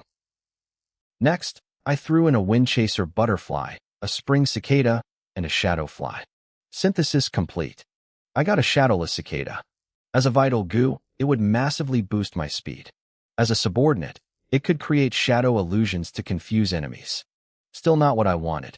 I was hunting for a top-tier goo, something famous on the official rankings, but the raw materials were just too trashy. I spent the next 2 weeks running through every possible combination on the third floor. Failure followed failure. But I wasn't worried. I had nothing but time. Lin Yuan, boy. A shaky, elderly voice drifted from the bamboo path outside. My heart jumped. Old Wong was back. Honestly, as much as I loved the thrill of the system, the silence of the pavilion had started to get to me. I missed the old man. I ran to the door and saw 2 figures walking through the woods. Old Wong wasn't alone. He had a young girl with him. Lin Yuan, let me introduce you. Old Wong beamed. This is my granddaughter, Wang Zhao Zhao. I stared at him, stunned. Granddaughter? You actually found her. Heaven isn't so cruel after all. Old Wang laughed, his face lighting up with genuine joy. I was happy for him. In this chaotic world, life is cheap. I knew firsthand how rare it was to find family after 16 years of running. Zhao Zhao, this is the Lin Yuan I told you about, he said. Call him Brother Yuan. Hello, Brother Yuan, she whispered. She was shy, with tan skin and a face full of freckles. Just a quiet, ordinary girl from next door. Is she staying here? I asked. Old Wang sighed. I wish, but the rules of the 12 pavilions are strict. She has to pass the Gu Master trial to stay. For now, she's just visiting for a few days. My heart sank. I knew how brutal those trials were. A girl like her had almost zero chance of surviving. Her parents are gone, Old Wang said quietly. I only recognized her because of a jade pendant. If she doesn't stay here, she'll be eaten by demons out there. That's the truth. I nodded. I understood. I had joined the sect for the same reason. I had nowhere else to go. I'll try to teach her the basics while she's here, Old Wang continued. It's her only hope, unless she miraculously becomes a Gu Master in the next few days. Don't worry about the chores, I told him. I'll handle the pavilion. You focus on her. Old Wang thanked me, then lowered his voice. Has there been any movement from the person on the top floor? No, I said, confused. Why? I've been thinking about when I was arrested by the Hall of Justice, he whispered. It doesn't add up. I think the one who killed Sun Meng was the person upstairs. Only someone with that level of mental control could pull it off. I think I got caught in a power struggle between him and the Pavilion Lord. They're old rivals from the Ninth Palace. I stayed silent. If I didn't know I was the one who killed Sun Meng, I probably would have believed him. But his fear of the top floor worried me. I needed to go up there eventually for better materials. I heard a rumor. Old Wang whispered directly into my ear. The person up there is nurturing a variant Gu. He's using his own body as the vessel. A variant Gu? I frowned. Those were incredibly rare. Even the royalty of the great Yin dynasty rarely possessed one. Who told you that? The deacon who brought you here, Qi Lin, Old Wang replied. Had you heard that before today? I asked. Old Wang froze. His eyes widened. No, never. Wait, are you saying someone is spreading rumors on purpose? Targeting the person upstairs? It's just a guess, I said. Old Wang shivered. Forget it. That's way above our pay grade. When immortals fight, the mortals get crushed. I'll go set up a bed for Zhao Zhao. As they walked away, I looked up at the ceiling. Someone had been up there for decades. Was the variant Gu story real? My manual said nurturing one required perfect timing and insane sacrifice. My own tortoiseshell Gu required 10 years of feeding on heartblood, a process so painful most people would rather die. A variant Gu was 10 times worse. Was the person up there even still alive? Or was I living underneath a corpse? Was the man upstairs already dead? The thought kept circling in my mind. I decided to find out. With a flick of my consciousness, I commanded one of my scout Gu to fly up to the third-floor ceiling. I listened through its senses. I could hear the faint, rhythmic vibrations of Gu insects, but there wasn't a single trace of human breath. Maybe my rank was too low to detect him. Or maybe he really had passed away, leaving nothing but a shell behind. I waited. I had plenty of patience. After a long silence, my eyes narrowed. I heard a different sound. It was a faint, wet hissing. If I hadn't been using the Scout Gu's sensory feedback, I never would have heard it. It sounded like a snake. I listened closer. There was a sickening, tearing sound, like a serpent devouring a meal. Once it finished, the room went silent again. A wild thought struck me. Had the man upstairs been eaten by his own snake? It wasn't impossible in a place like this. Brother Yuan, time for dinner. A young girl's voice called from downstairs. Coming, I replied. I pushed my curiosity down. I couldn't risk crossing the line yet.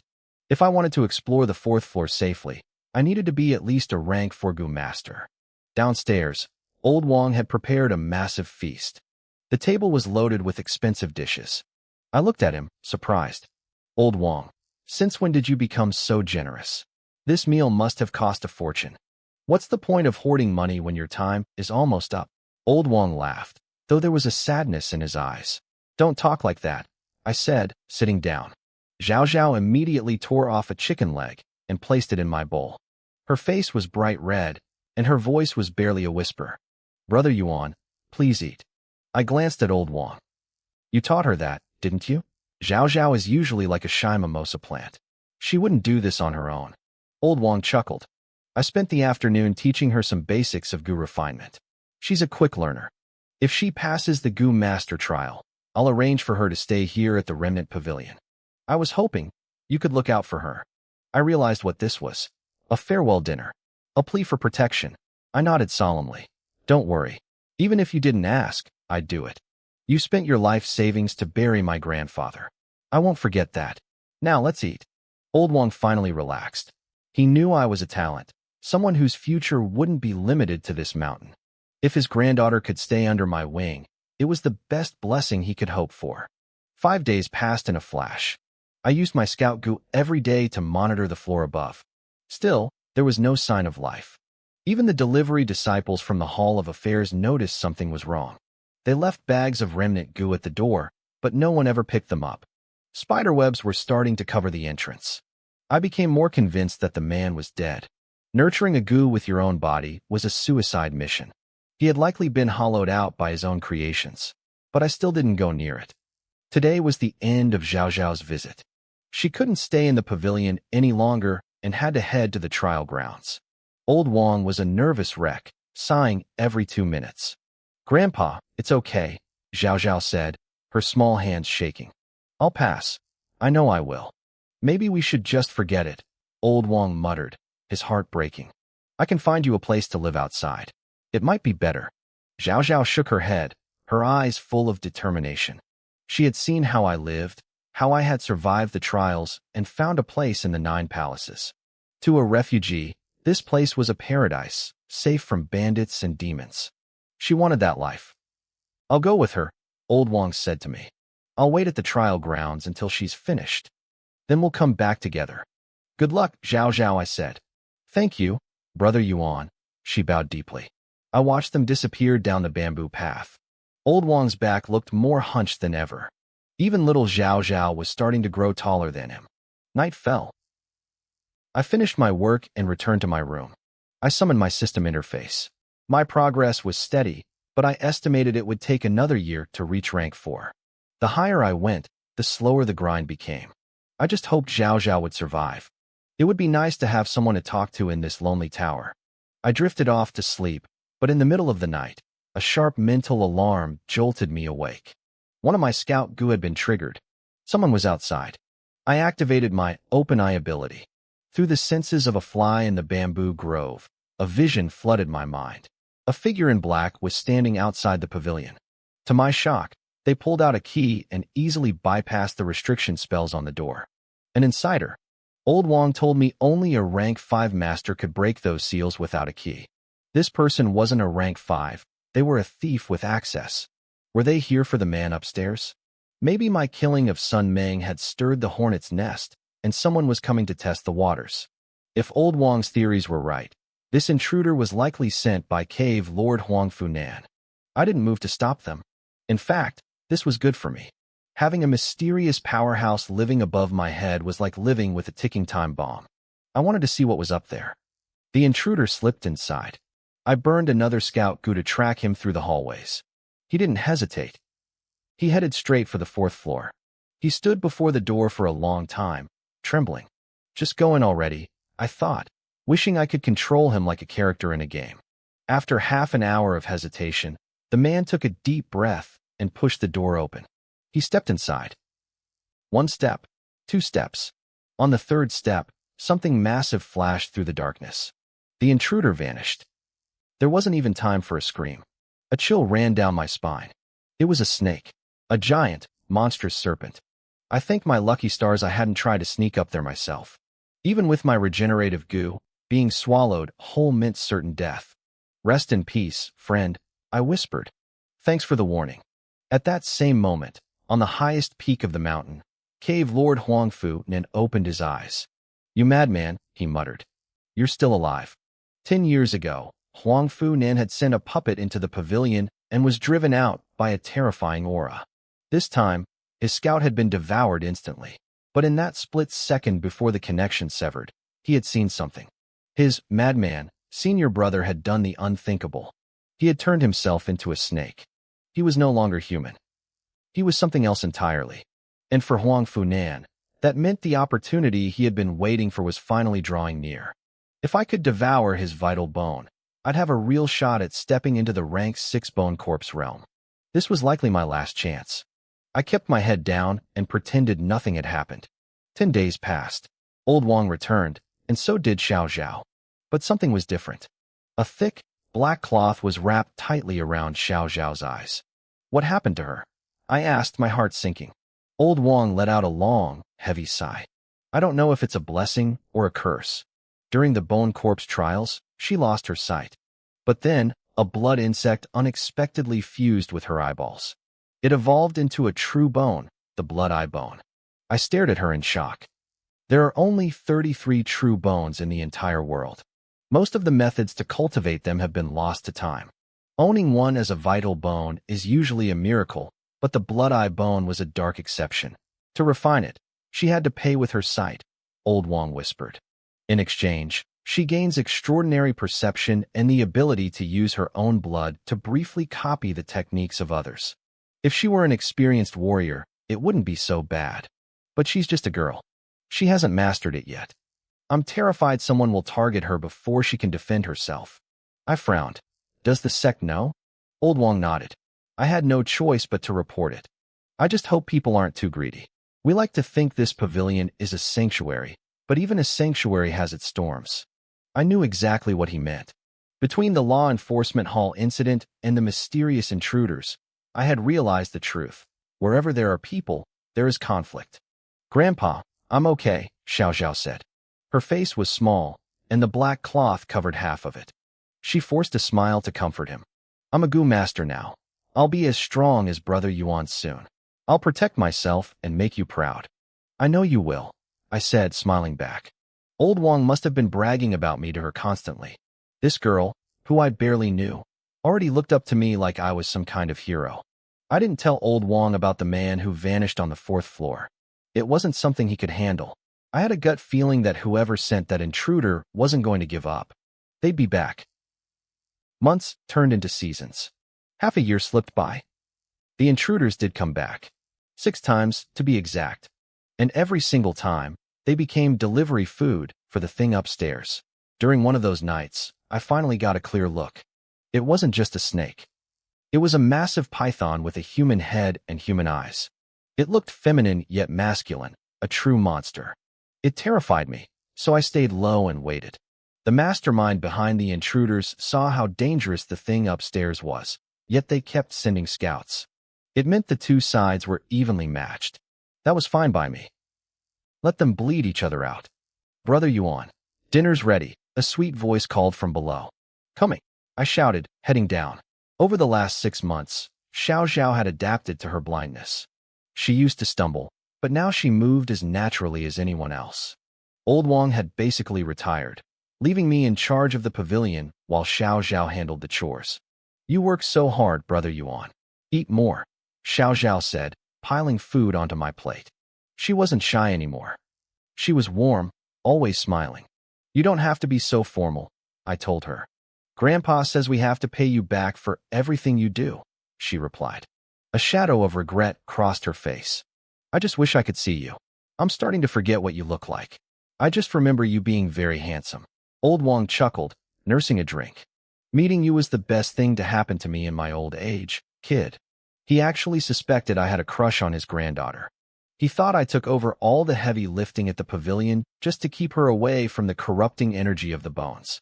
In his eyes, I was a hard-working, honest young man, maybe a bit stubborn, but gold-hearted. After dinner, I headed back to work. A disciple from the Hall of Affairs arrived with the daily shipment. I checked my system. Rank 3 black pot. Success rate, 199 out of 300. In all this time, I still hadn't synthesized a single true bone. They were incredibly rare. I finally understood why Old Wang was so worried about Xiao Zhao. To a Gu master, a true bone was a temptation worth killing for. Brother, I'm here with the bones, a voice called. Come in, I said. I'd been at Mount Jiogong for almost a year now. I'd seen 2 groups of delivery disciples come and go. Now, I was the senior they looked up to. A young girl named Lin Weiwei walked in, carrying the goo jars. She kept stealing glances at me. Senior, are you busy cultivating again? I grunted, keeping it brief. The Hall of Affairs sent 600 rank 1 bones today, she chirped, listing the inventory. And 1 rank 5 bone. Please sign for them. I opened the jars, verified the contents, and signed the scroll. Leave the rank 3 and below here. Take the rank 4 and 5 upstairs. Yes, senior. She hesitated, trying to make conversation. Our hall master praises you all the time. He says the goo you send back are top quality. He can't believe they come from scraps. Thanks, I said coldly. I wasn't interested in her, and I didn't want to lead her on. She pouted at my icy attitude and picked up the jars for the upper floors. She carefully pushed open the door to the 4th floor and reached inside to set the jars down. Suddenly, a scaly snake tail whipped out from the darkness. It coiled around her arm and yanked. Her scream was cut short instantly. My face went pale. I looked up just as the door slammed shut. Lin Weiwei was gone. This wasn't like the intruders. They were enemies. But Lin Weiwei was a fellow disciple doing her job. The thing upstairs was losing control. It was eating its own people. Panic flared in my chest. I've always been a coward when it comes to dying. I didn't hesitate. I vaulted out the window and fired a signal flare into the sky. Whistle. Boom. The flare exploded in the clouds. Brother Yuan? What happened? Xiao Zhao came running from the bamboo grove. Something went wrong, I said, my voice grim. Lin Weiwei was dragged inside. The senior upstairs, he's eating people. Xiao Zhao turned white. Get old Wang and get back. I ordered, grabbing her shoulder. Be ready to run. Nothing is worth more than your life right now. Within minutes, a dozen disciples in silver masks sprinted through the bamboo. The law enforcement hall had arrived. Before they could even speak, I retreated behind them. What's the situation? The captain asked, his voice trembling slightly. The senior on the 4th floor has gone mad. I reported truthfully. He just dragged a disciple inside. The captain's face went white. He knew the senior upstairs was a rank 5 master, a realm far beyond his own. He barked an order to fetch the hall master while sending a scout goo into the building. A shrill flute melody guided the insect upward. A second later, a loud pop echoed through the air. The scout goo was dead. Run! The captain screamed. I didn't need to be told twice. I was already sprinting. A split second later, a storm of razor-sharp snake scales erupted from the bone pavilion. The disciples standing at the front were turned into pincushions instantly. I grabbed a piece of cowhide bone and refined it in a heartbeat. My skin turned to stone. The scales slammed into me, but they couldn't break through. I looked back and saw old Wang and Xiao Zhao safe in the bamboo grove. They had listened to my warning. If they hadn't, they would be corpses right now. Get out. All of you get out. A voice shrieked from the ruins. It was high-pitched, neither male nor female, vibrating through the air like a physical wave. Huang Funan, you dared to frame me. You'll rot in hell. I didn't stop running, but I filed that name away. Huang Funan was the cave master. It all made sense now. The black-clad intruders from before were his men. He had sent them in with tainted blood to drive the senior upstairs into a mindless killing frenzy. Suddenly, a series of bells chimed. A figure wrapped in a heavy cloak drifted down from the sky. Senior brother Shang, you've lost yourself to the bone-refining madness, a calm voice called out. It was Huang Funan. He landed gracefully, looking every bit the righteous leader. You framed me. The monster inside roared, struggling to contain its rage. You've murdered your fellow disciples and slaughtered the law enforcement hall, Huang Funan said coldly. Even the elders of the 9th Palace wouldn't forgive such crimes. A swarm of flying snakes surged out of the pavilion to tear him apart. Huang Funan didn't flinch. He shook his bells, and a dozen corpse puppets rose from the shadows to meet the attack. I watched the chaos from a safe distance. Those puppets looked exactly like the intruders I had encountered nights ago. The truth was finally clear. For the past 6 months, the senior hadn't been eating living disciples. He had been eating Huang Funan's failed experiments. The senior, Shi Wuli, finally emerged. He had reverted to a human shape, but he was naked and his arms were writhing serpents. He was trying to refine the heavenly dragon bone. It was a brutal process that required 9 rebirths, states of being that looked more like death than life. He wasn't finished yet. In his weakened state, he was no match for the cave master. Brother Yuan, who is that? Xiao Zhao whispered. She couldn't see, but she could feel the terrifying pressure in the air. Nobody good, I replied. Just 2 dogs fighting over a bone. Old Wang peeked out from behind a tree. He hadn't trusted the sect leadership since they tortured him with the truth bone. To him, they were all monsters. The battle didn't last long. Huang Funan was a rank 5 master, and he was fully prepared. He pinned Shi Wuli to the ground with several black iron stakes. The monster was trapped. Huang Funan won. Old Wang muttered, his voice thick with spite. It's better this way, I said. If Shi Wuli had escaped, he would have eventually come for us. Huang Funan hoisted the pinned monster with his one remaining arm. He announced that the threat was over and the lockdown was lifted. Then, he activated a wing gu and flew off toward his estate. But I didn't leave. My scout gu was sending back a strange signal. Deep inside the ruined pavilion, a tiny snake was frantically devouring the leftover scraps of bone. I couldn't let it go. That little snake was a piece of Shi Wuli's soul. If it escaped, he'd eventually find a way to come back for revenge. I wasn't strong enough to fight the cave master, but I could certainly handle a remnant. I didn't rush in blindly. I waited until the wild gu in the pavilion began to swarm the small snake. It hissed, its eyes showing a terrifyingly human intelligence. It was fast, snapping up the smaller insects one by one. It was a predator, even in this form. I decided to finish it myself. Back at the cave master's estate, the real Shi Wuli was a prisoner, but he wasn't worried. He had shed his life source into that small snake. As long as it ate enough supplements, he could be reborn. He had his eyes on me and Xiao Zhao. We were the perfect fuel. But then, Shi Wuli felt a surge of panic through his connection. Why were there so many gu in the pavilion?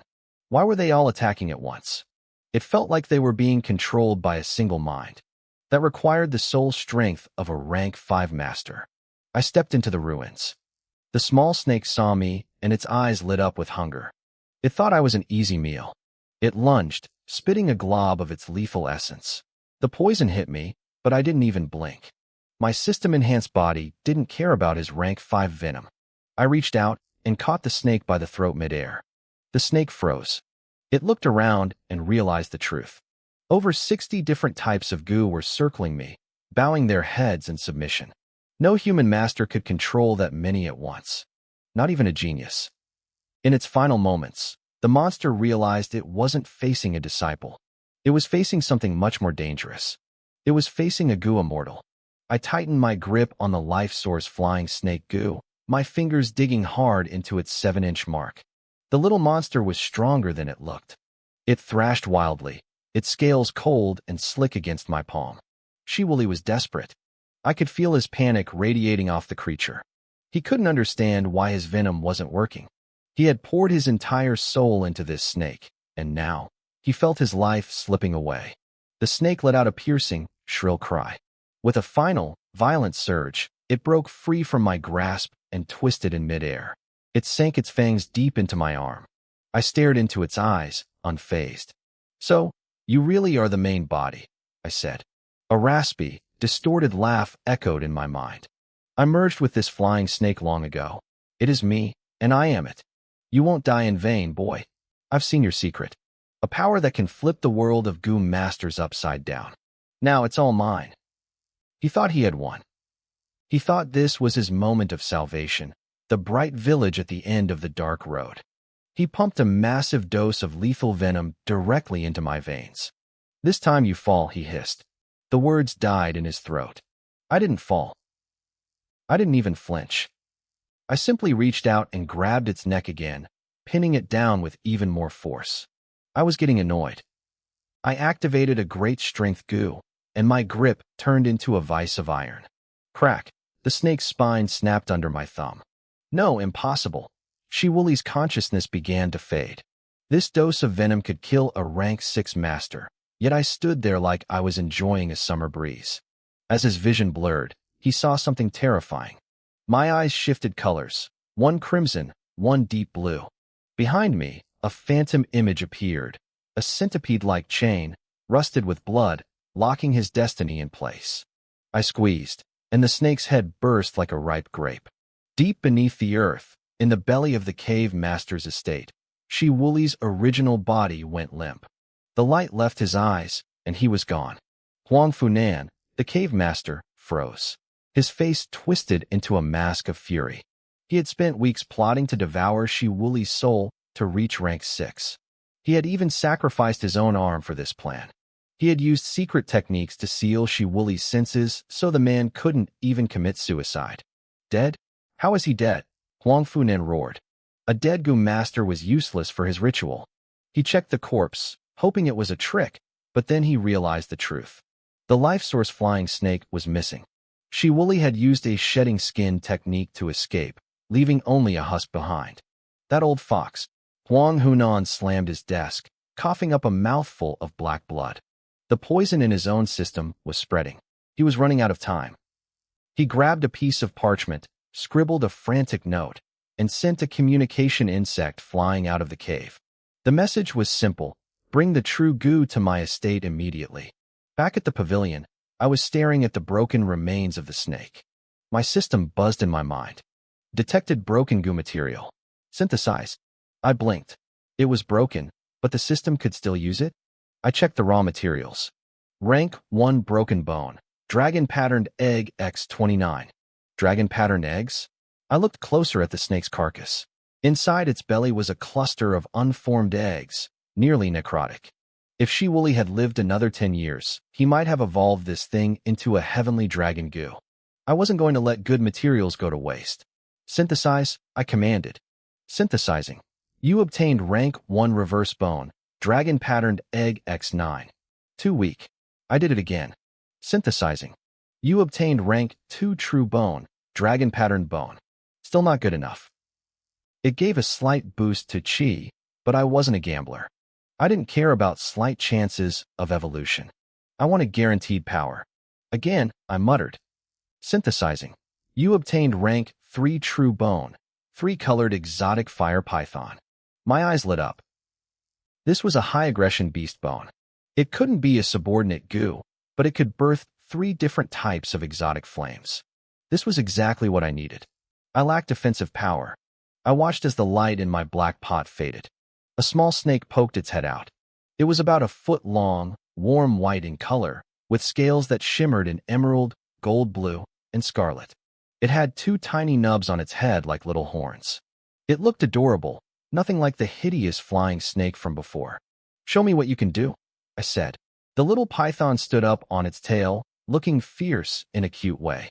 It took a deep breath and spat a stream of scarlet fire onto the flying snake's corpse. Sizzle. The body vanished. No ash, no smell, just nothingness. It was the perfect tool for hiding a body.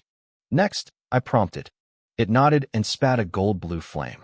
The air instantly turned freezing. The fire didn't burn, it eroded. It froze my training jar, and 3 seconds later, the jar shattered into dust. Internal disintegration.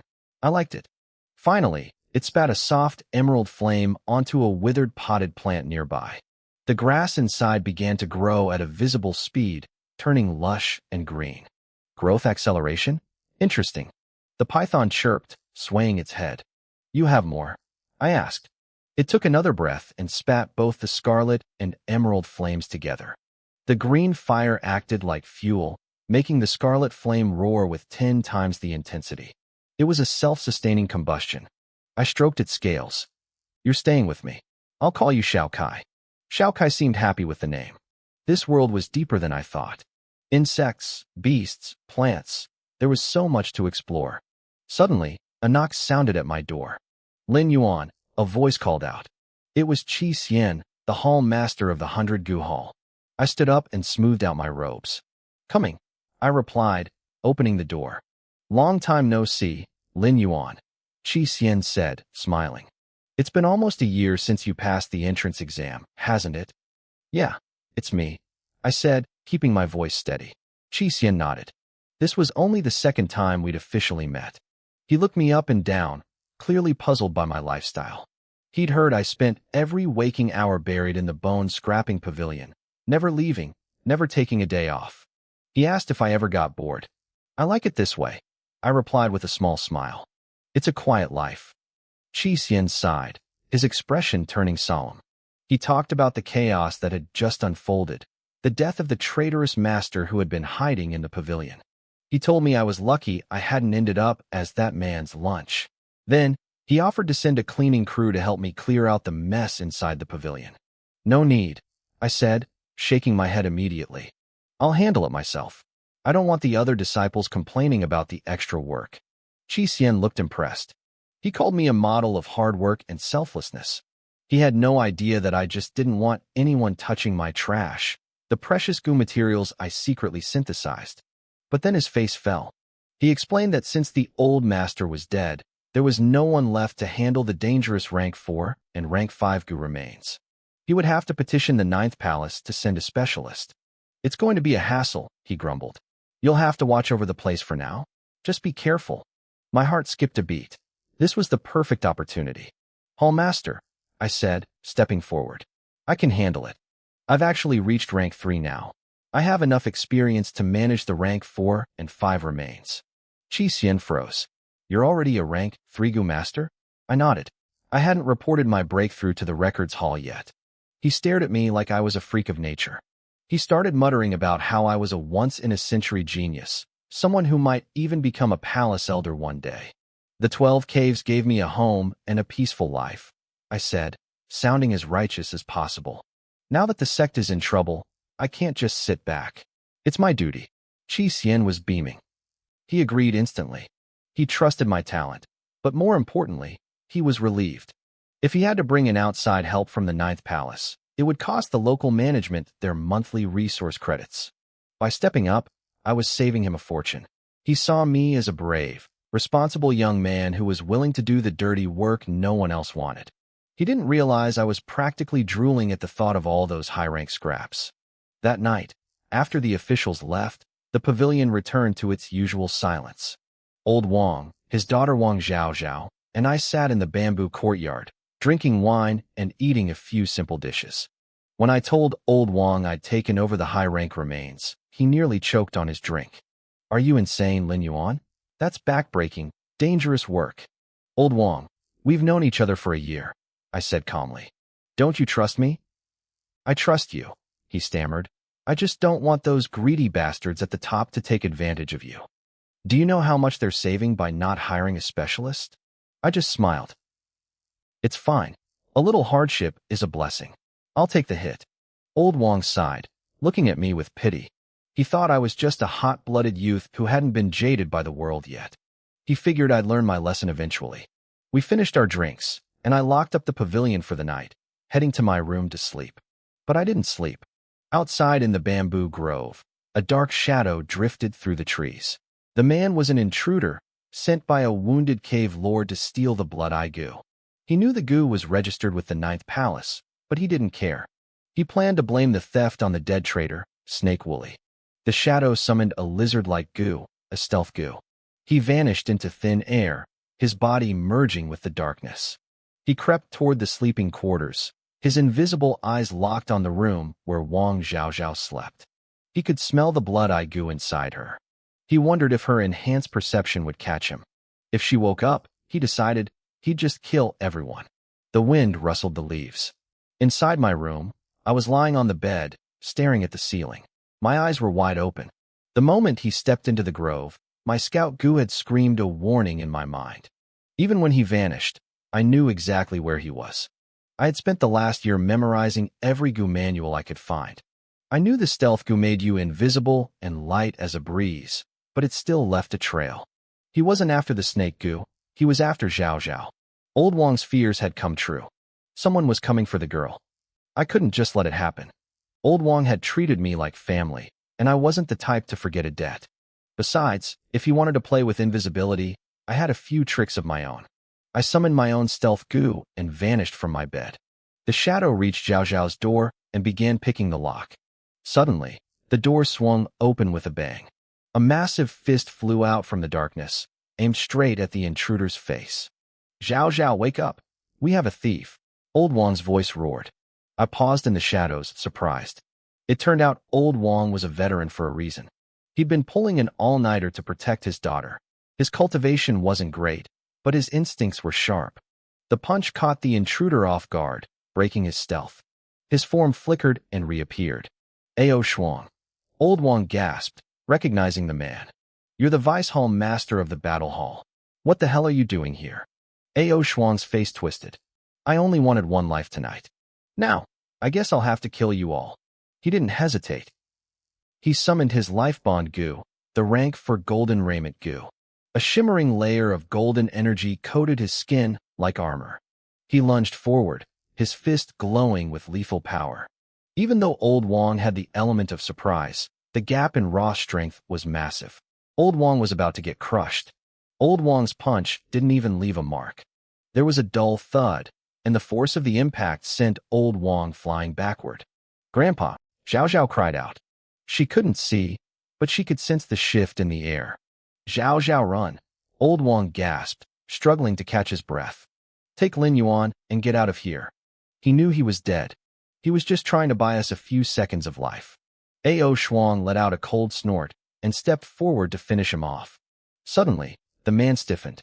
A wave of bone-chilling killing intent rose from the ground, freezing him in his tracks. He lunged backward just as a burst of crimson flame scorched the spot where he'd been standing. The fire hissed, melting a hole straight into the dirt. If that had touched him, there wouldn't be enough of him left to bury. Ao Shuang turned, his eyes wide, and saw me. Little Kai was perched on my shoulder, her small mouth glowing as she prepped another fireball. A fire goo, he muttered. He didn't recognize her species, but he could feel the power. He realized she was a true goo. His fear quickly turned into greed. First the girl's blood eyes, and now this rare snake? He thought he'd hit the jackpot. Nice goo, Ao Shuang sneered. Too bad it picked a weak master. He bolted toward me like a lightning bolt. I didn't stay to chat. I surged backward, putting distance between us. He tried to close the gap, but his face went pale when he realized I was actually getting further away. A dozen wind-chasing butterflies circled me, boosting my speed until I was nothing but a blur. While I led him on a chase, little Kai finished her charge. She let out a high-pitched roar and spat a massive fireball. Ao Shuang was ready this time. He twisted mid-air, dodging the blast. Keep it up, he yelled. Controlling that many goo must be exhausting. Let's see how many breaths you have left. I just smiled. Little Kai opened her mouth again, but this time, the flames were emerald green. Ao Shuang dodged again, laughing at my failed attempt. I told you, he mocked. The goo is good, but the man is... He stopped mid-sentence. The flames he had dodged earlier suddenly flared up behind him, leaping onto his back like they had a mind of their own. Even his golden raiment goo started to char. Nice work, little Kai, I whispered. It was our first time fighting together, and the bond felt incredible. Little Kai held her head high, looking down at the screaming Vice Hall Master like he was a piece of trash. Old Wang looked at me, completely stunned. Lin Yuan, since when were you this strong? He looked relieved. If I was this powerful, Zhao Zhao would finally be safe. Zhao Zhao felt it too, asking softly if I was winning. Old Wang nodded, though he was still worried. Ao Shuang's rank for armor was no joke. In the clearing, Ao Shuang finally managed to shake off the flames, but his face was twisted with rage. I'm going to kill you, kid. It's the only way to put this fire out. He spat out a golden goo that shrieked in his palm. Energy bled from the golden bug, flowing into his other goo and his own body. He was using a life-stealing secret art, burning his own life force to reach a higher level of power. Sword bugs, he roared. A dozen insects shaped like daggers shot toward me at blinding speeds. I couldn't dodge them all. I summoned my own swarm, saber sword goo, creating a storm of blade light to intercept them. It's over, a voice whispered in my ear. Ao Shuang had used the distraction to go invisible again. He appeared at my flank, his golden fist and his sword bugs closing in simultaneously. I was trapped. I used my oxhide goo to protect my vitals, but one sword bug managed to tear right through my throat. Blood sprayed. I hit the ground with a heavy thud. Ao Shuang exhaled, looking down at my motionless body. A rank 3 fighting a rank 4. You actually pushed me to the brink. I respect that. He started to walk toward my corpse, but then he sensed something else. Zhao Zhao was charging at him. She had removed her blindfold, her eyes glowing a terrifying crimson, her body wrapped in a bloody mist. Too weak, Ao Shuang growled. He threw a punch, the shockwave sending the poor girl flying. He turned back to me, reaching down to grab little Kai. Suddenly, my eyes snapped open. Little Kai opened her mouth at the same time. Dual flames, gold blue and emerald green, blasted him point blank. At this range, there was no dodging. How? Ao Shuang didn't finish the thought. He turned into a pillar of ice instantly. I stood up and kicked the frozen statue. He fell over and shattered into 1,000 jagged pieces. I sighed, looking at the mess. I was still lacking offensive power. The gold-blue flame was strong, but the cooldown was too long. I only won because of a trick, using my echo goo to fake my own death and lure him in. I needed more real combat experience. Brother Yuan, Zhao Zhao cried, her eyes bleeding as she stumbled toward me. It's okay, I said, patting her head. It's over. Old Wang ran over, looking like he'd seen a ghost. You're a monster, kid. I've lived decades and never seen a rank 3 take down a rank 4. You crossed the great divide. I shrugged it off. I just had better gear, Old Wang. My technique was sloppy. Who was he? I asked, looking at the ice shards. Why would a Vice Hall master attack us? I bet it's Huangpu Nan, Old Wang muttered. He was injured in the last war. He probably wanted Zhao Zhao's blood to heal himself. He's the one pulling the strings. Should we leave? Old Wang asked, his voice trembling. I looked at the horizon. No. Huangpu Nan is badly hurt. He sent his best man, and I broke him. For now, we stay? We just need to get stronger before he tries again. Huangpu Nan didn't dare show his face. He was too scared. With Ao Shuang dead, he would be left guessing. He would think Shi Wooly was still alive and had some hidden trump card. He would think Shi Wooly was the one who killed Ao Shuang. I wiped the blood from my hands. This was perfect. Now, Huangpu Nan wouldn't dare make a move for a long time. Brother Yuan, Zhao Zhao whispered, her voice trembling. What if Shi Wooly is actually still alive? Old Wang shuddered violently beside me. Damn, kid. That sounds like a ghost story. I wasn't worried. I had personally sent Shi Wooly's life goo to the grave. I had destroyed the body and erased every trace of him. He was as dead as anyone could be. 3 days later, the hall master of the mortuary hall rushed to Huangpu Nan's mansion. He looked panicked. Master, Ao Shuang is missing. Inside the mansion, Huangpu Nan's voice sounded weak. His heart sank. He thought he saw the truth now. He believed Shi Wooly was truly alive. Ao Shuang was a rank 4 goo master. Capturing a girl like Zhao Zhao should have been easy. For him to die, Shi Wooly had to be behind it. Huangpu Nan never would have guessed that a dying old man and 2 kids from the Bone Scrap Pavilion were responsible. He felt a surge of fear. He needed to clear the poison from his system immediately. If Shi Wooly recovered, he would come for revenge. Time flew by. 3 months passed in the blink of an eye. I finally relaxed. Huangpu Nan was clearly too injured and too afraid of a dead man to step foot near our mountain. This gave me the time I needed to grow. I just needed to reach rank 4. Once I hit that level, I would be safe. Huangpu Nan and Shi Wooly were both rank 5, but a rank 4 with my system was enough to survive. I checked my progress. My black pot was at rank 3, level 300. My own cultivation was steady. I had my life goo, the blood chi goo, and the rebirth goo. It had been nearly a year and a half since I joined the 12 caves. I had spent so much time with goo worms that I'd almost forgotten what the outside world looked like. Brother Yuan. Zhao Zhao came running toward me, stumbling. Her voice was thick with tears. What's wrong? I asked, standing up quickly. Grandpa isn't going to make it. Please, come quickly. She was sobbing, her eyes red and swollen. I didn't waste a second. I ran to the bedroom. When I first joined the pavilion, Old Wang was already old. Years of breathing and the toxic energy of this place had ruined his health. Then came the torture at the enforcement hall and the shockwave from Ao Shuang's punch. He had been bedridden for 2 weeks, fading a little more every day. I knew this day was coming. Inside the room, Old Wang looked like a skeleton. His breathing was thin, like a candle flickering in a storm. Lin Yuan, you're here, he said, forcing a tiny smile.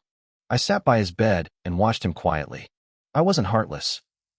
I felt a heavy sadness in my chest, but I knew I couldn't change fate.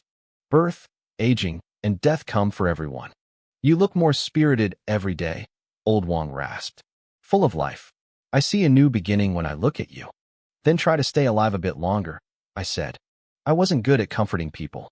The only time I had ever truly cried was when my royal physician grandfather died back in the palace.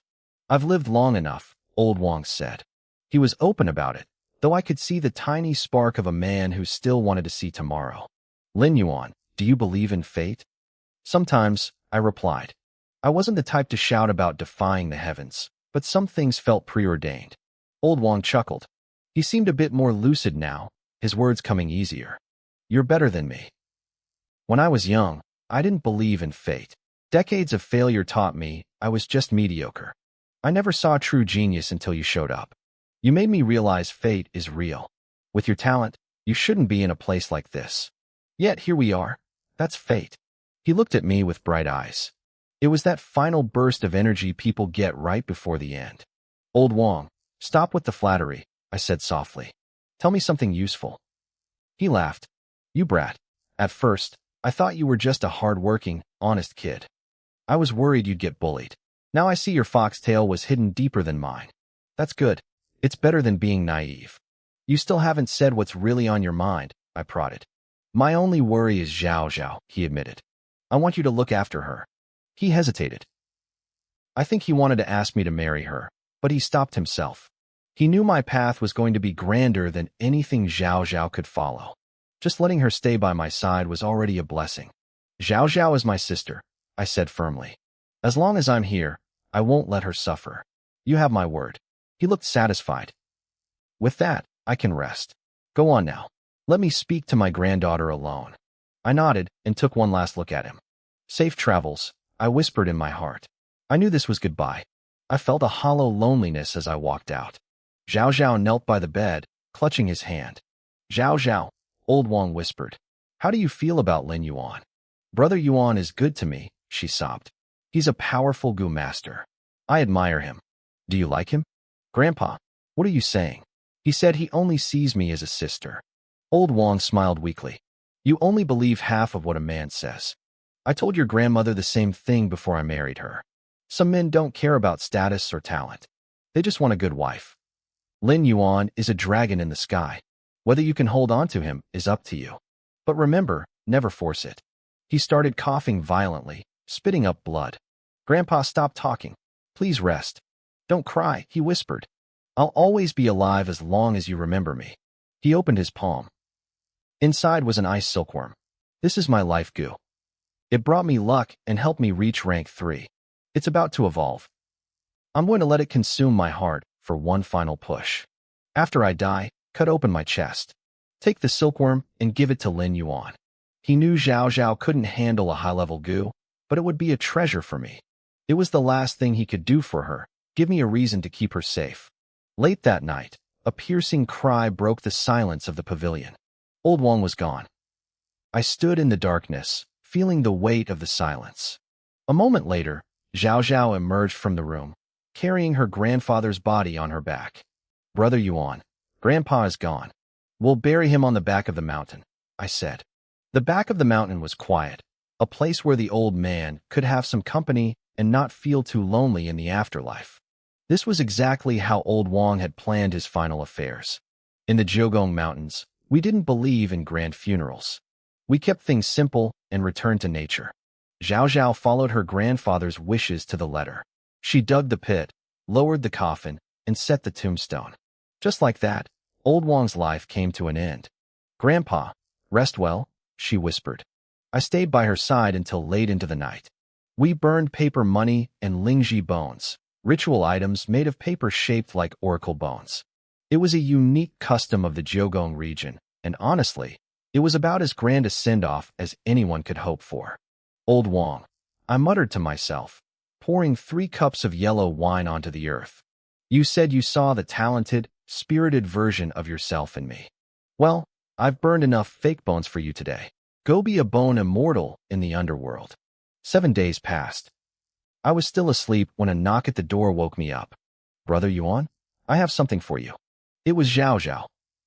I threw on my clothes and opened the door to find her holding a jade box. Her face was pale, and she looked like she had lost a significant amount of weight. Zhao Zhao, why so early? Did you sleep at all? I wanted to spend more time with Grandpa, she said softly. She had been guarding his grave day and night. She was exhausted, running on pure willpower. Brother Yuan, Grandpa told me to give this to you before he passed. She handed me the jade box. I opened it and saw a cocoon inside. It was large, but it wasn't round. It was shaped like a heart woven from white silk. A faint, biting chill radiated from it. The aura felt familiar, like old Wang's ice silkworm, but there was something different about it. He let his life goo consume his heart, Zhao Zhao said, her voice trembling as she started to cry again. He wanted to force the silkworm to complete its final evolution after decades of being stuck. I don't know if it worked, but he told me to give it to you. I looked at the cocoon and sighed. Old Wang, you old fox. Even from the grave, you're still calculating. I was young compared to him. This gift was heavy, too heavy. I could feel the power inside. The evolution was a success. This was no longer a rank 3 silkworm. It was a rank 4 mysterious goo, the ice heart goo. Zhao Zhao couldn't possibly handle a rank 4 goo. Only I could tame it. Was this part of your plan too, Old Wang? I thought with a bitter smile. If it had stayed at rank 3, I would have let Zhao Zhao keep it.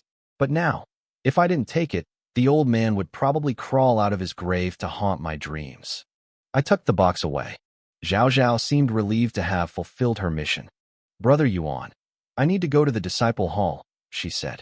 I have to return Grandpa's identity token so they can clear his records. I'll go, I said, patting her head. You haven't slept in days. You need to start taking care of yourself again. She nodded. She was shy and barely knew anyone outside our little circle. Old Wang had always handled these errands for her. She thanked me and headed back to her room, falling asleep almost the moment she hit the bed. I took the token and left the bone pavilion. As I walked, I realized something embarrassing. This was the first time I had ever left the bamboo forest surrounding our pavilion. I didn't even know the way. I was like a spoiled kid who had been sheltered for too long. Eventually, I followed another disciple and found the hall. Upstairs, the hall master, Qi Xian, was busy with paperwork. He looked up, saw me, and nearly jumped out of his skin. Lin Yuan? Are you a ghost? In his mind, I was a total recluse. In the year I'd been with the 12 caves, I had never set foot in the disciple hall. Old Wang had always done everything for me. After that incident where a goo master went mad in the snake house, Qi Xian had asked about me, and Old Wang told him I was just a quiet guy who preferred the company of bugs over people. Qi Xian hurried down the stairs. He clearly thought I was a genius worth his personal attention. Lin Yuan, what brings you here? Hall Master Qi, I said, bowing slightly. Old Wang has passed away. I'm here to return his token. Old Wang is gone. Qi Xian paused, then nodded as if it were expected. He didn't seem particularly moved. Give me the token. I'm too busy to go pay my respects, so just pour a cup of wine for him on my behalf. I knew it was just polite talk. Nobody truly grieves for the dead in a world like this. By the way, Qi Xian continued, Prince Zhonglan is coming to visit the 12 caves soon. He'll be inspecting every department. Since Old Wang is gone, you'll have to represent the Bone Pavilion. Don't be rude. If you offend him, there will be consequences. The name Prince Zhonglan rang a bell. He was a regional king from the old Great Yin dynasty, ruling the lands near the southern border. You really don't know anything about the outside world, do you? Qi Xian sighed. Let me educate you so you don't cause trouble. After the Great Yin dynasty collapsed, 5 kings took control of the regions outside the Central Plains. King Qian, King Han, King Yu, King Ying, and Prince Zhonglan. He leaned in closer. The other 4 wanted to declare themselves emperors. But Prince Zhonglan is a loyalist. He's still searching for a direct blood descendant of the imperial family, hoping to put a new emperor on the throne. Qi Xian laughed mockingly. The imperial bloodline is dead, and even if someone survived, they'd never actually rule. They'd just be used as a living key to open the 5 gods' treasure. His words stirred memories I had buried deep. I hadn't forgotten Grandpa Tai or the blood debts of my kin, but exposing myself now was a death sentence. Time was my only weapon. Hall Master, I asked, trying to sound casual. If these kings rule the outer regions, who rules the central plains? Qi Xian smiled. I thought you weren't interested in anything. It's good to ask. No one can stay neutral forever. One day, even these mountains will be dragged into the chaos. I felt a sudden surge of anxiety. I just wanted to be left alone. If it were just a war between lords, we'd be fine, Qi Xian explained. But the real threat is the demons. They're crossing the borders, eating people, and growing stronger every day while the humans fight each other. It's becoming a disaster. I realized then that things were worse than I thought. If the news had reached this deep into the mountains, the world outside was likely a slaughterhouse. Currently, the only thing keeping order in the Central Plains is an organization called the Night Owls, Qi Xian said. Night Owls? I had never heard of them. They were created by the first emperor, the god of war who founded Great Yin. They only answer to the emperor. The whole organization is made of high-level martial artists. Their leaders are martial emperors. What rank is a martial emperor? I asked. I knew almost nothing about the path of martial arts. Gu masters have 9 ranks. Martial artists have 9 grades. A grade 9 martial artist is a martial emperor. Above that is a martial god, which is the equivalent of a Gu immortal. I understood. I had no delusions about following the martial path, but it was clear the Night Owls were the only reason the dynasty hadn't completely vanished yet. Anyway, Qi Xian said, patting my shoulder. That's all far away from us for now. Just enjoy the peace while it lasts. And remember what I said about Prince Zhonglan. I took Qi Xian's advice to heart. He told me to be polite, not to crawl on the floor, but definitely not to be neglectful when the guest arrived. 2 days later, I sat on the 4th floor of the Withered Bone Pavilion. My mental data panel flickered into existence before my eyes. My current state was solid. I was a rank 4 bone master now, focusing on blood qi and rebirth bones. But something new caught my eye on the display. A decomposition function had finally unlocked. It allowed me to break down high-level goo into lower-level components, letting me rearrange and synthesize them in entirely new directions. This was exactly what I needed. Before, I was stuck with whatever scraps I found. Now, I could take a high-level bone goo, strip it for rare materials, and aim for true bones or even mutated bones. The success rate would be massive. I headed up to the 5th floor and grabbed a couple of rank 5 scraps called Colorful Raiment Dango. They looked like clumps of glowing, multicolored slime that absorbed the power of the 5 elements. I tossed them into my black pot. The pot vibrated violently, emitting a kaleidoscope of light. When it finished, the notification popped up. I hadn't just gotten lower-level goo. I had extracted a treasure called 5-color precious leaf. My heart skipped a beat. If I'd had this function earlier, I could have extracted the longevity grass from that centipede instead of gambling on a mutation. My options were becoming limitless. I went into a frenzy.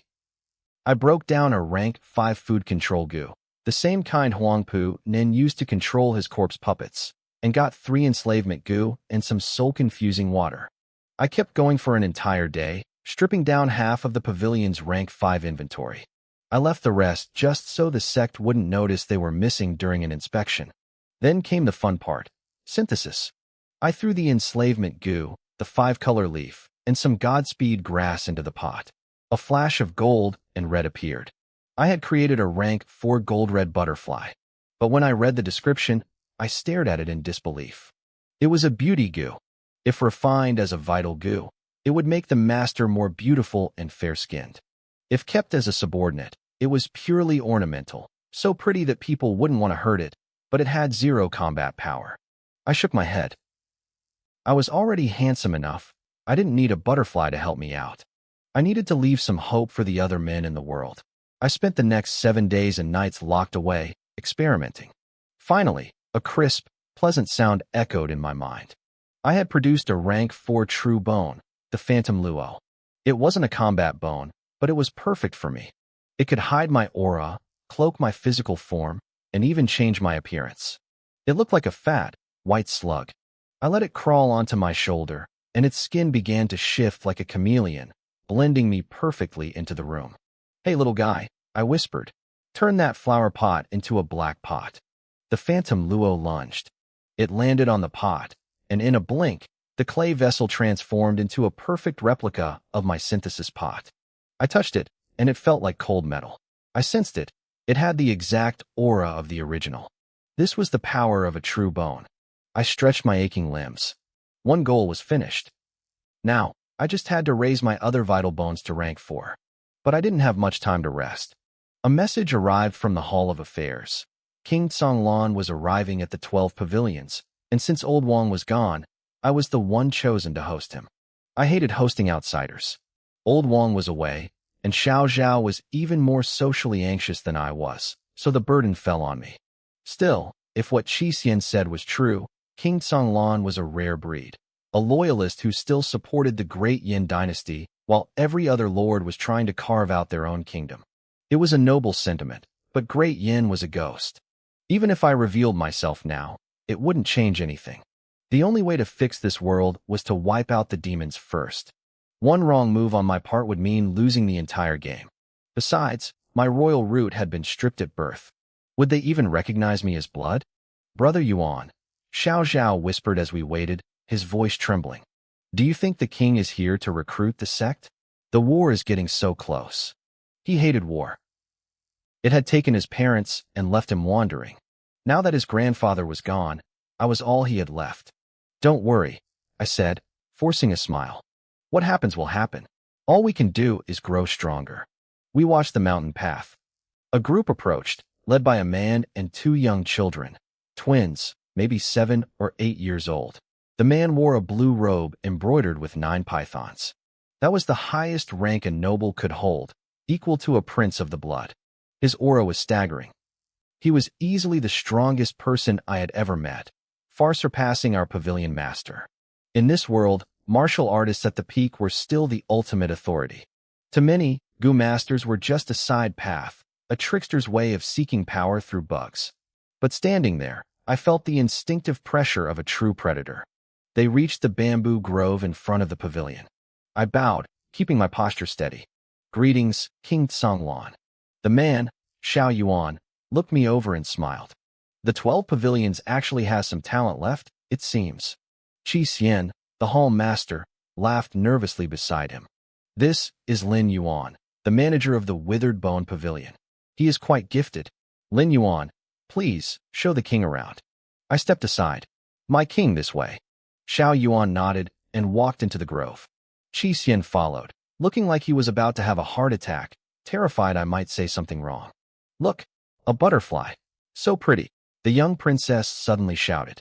She broke away from the group, chasing a shimmering insect through the bamboo. Princess, wait. Qi Xian gasped. This was a Gu sect. Every bug here could be lethal, and the children hadn't started their cultivation yet. If something happened to her, he was a dead man. Xiao Yuan just waved a hand dismissively. Let her play. It's just a low-level Gu. Xiao Yuan's daughter was just a child, and he clearly wasn't worried about a few low-level bugs hurting her. His son, the young prince, was a different story. He stood there with a sour expression, acting far more mature than his age suggested. Even though they were twins, their personalities couldn't have been more different. I didn't let it bother me. I led the group through the Withered Bone Pavilion, giving them a brief tour and explaining the process of nurturing Gu from skeletal remains. What a hassle, the young prince muttered, crossing his arms. The path of Gu is just a small, insignificant trick. Lear, don't be rude, Xiao Yuan barked. The boy stuck his tongue out, not daring to push his father too far, and ran out of the pavilion. I didn't take offense. We lived in 2 different worlds. He was a prince with the status to say whatever he wanted, and I was just a pavilion manager. My son is outspoken. Please, forgive his lack of manners, Xiao Yuan said. I was surprised. A man of his stature was actually apologizing to me.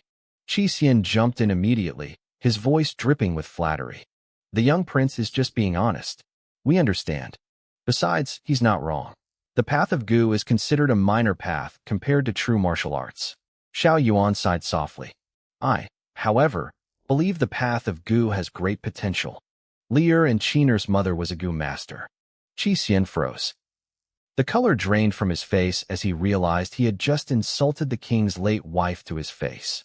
He stood there, mouth agape, looking like a total fool. Who could have known the long-deceased princess of Tsonglan practiced the Gu arts? I kept my face neutral, but my mind was racing. If the princess was a Gu master, it explained why the Nine Palaces dynasty allowed Xiao Yuan to visit us. There was clearly a deeper connection here, maybe even a secret alliance. Many abilities of a Gu master simply cannot be replaced by martial artists, Xiao Yuan added with a smile. Half an hour later, the group prepared to leave. As we stepped out, we saw the twins in the middle of a heated argument in the bamboo grove. Their faces were bright red. Martial artists are the strongest, the boy shouted. I'm going to be a martial god and make all the Gu masters practice kung fu. I'm going to be a Gu immortal, the girl screamed back. I'll control all the martial artists and make them eat bugs. They stood their ground, shouting at the top of their lungs, trying to see who could make the longest sentence or scream the loudest. Watching these two little fireballs, I couldn't help but chuckle. The quiet pavilion hadn't been this lively in a long time. That's enough, both of you, Xiao Yuan said, caught between a laugh and a sigh. Whether you want to be a Gu master or a warrior, you need a solid foundation. Work hard and let your strength speak for you. Arguing is useless. The twins huffed in unison and turned their heads away from each other. Let's go, Xiao Yuan said, grabbing one by each hand. Time for the next stop. Safe travels, Your Highness, I said, finally breathing a sigh of relief. But as they walked away, the little princess kept looking back. Her feet slowed down, dragging across the dirt until she came to a complete stop. China, what is it now? Xiao Yuan asked. The girl didn't say a word. She just stared at a specific spot in the bamboo grove with wide, watery eyes. She pointed a small, pale finger toward a stalk of bamboo. Everyone followed her gaze and saw a vibrant, multicolored butterfly resting there. What a beautiful butterfly, Xiao Yuan whispered, genuinely surprised.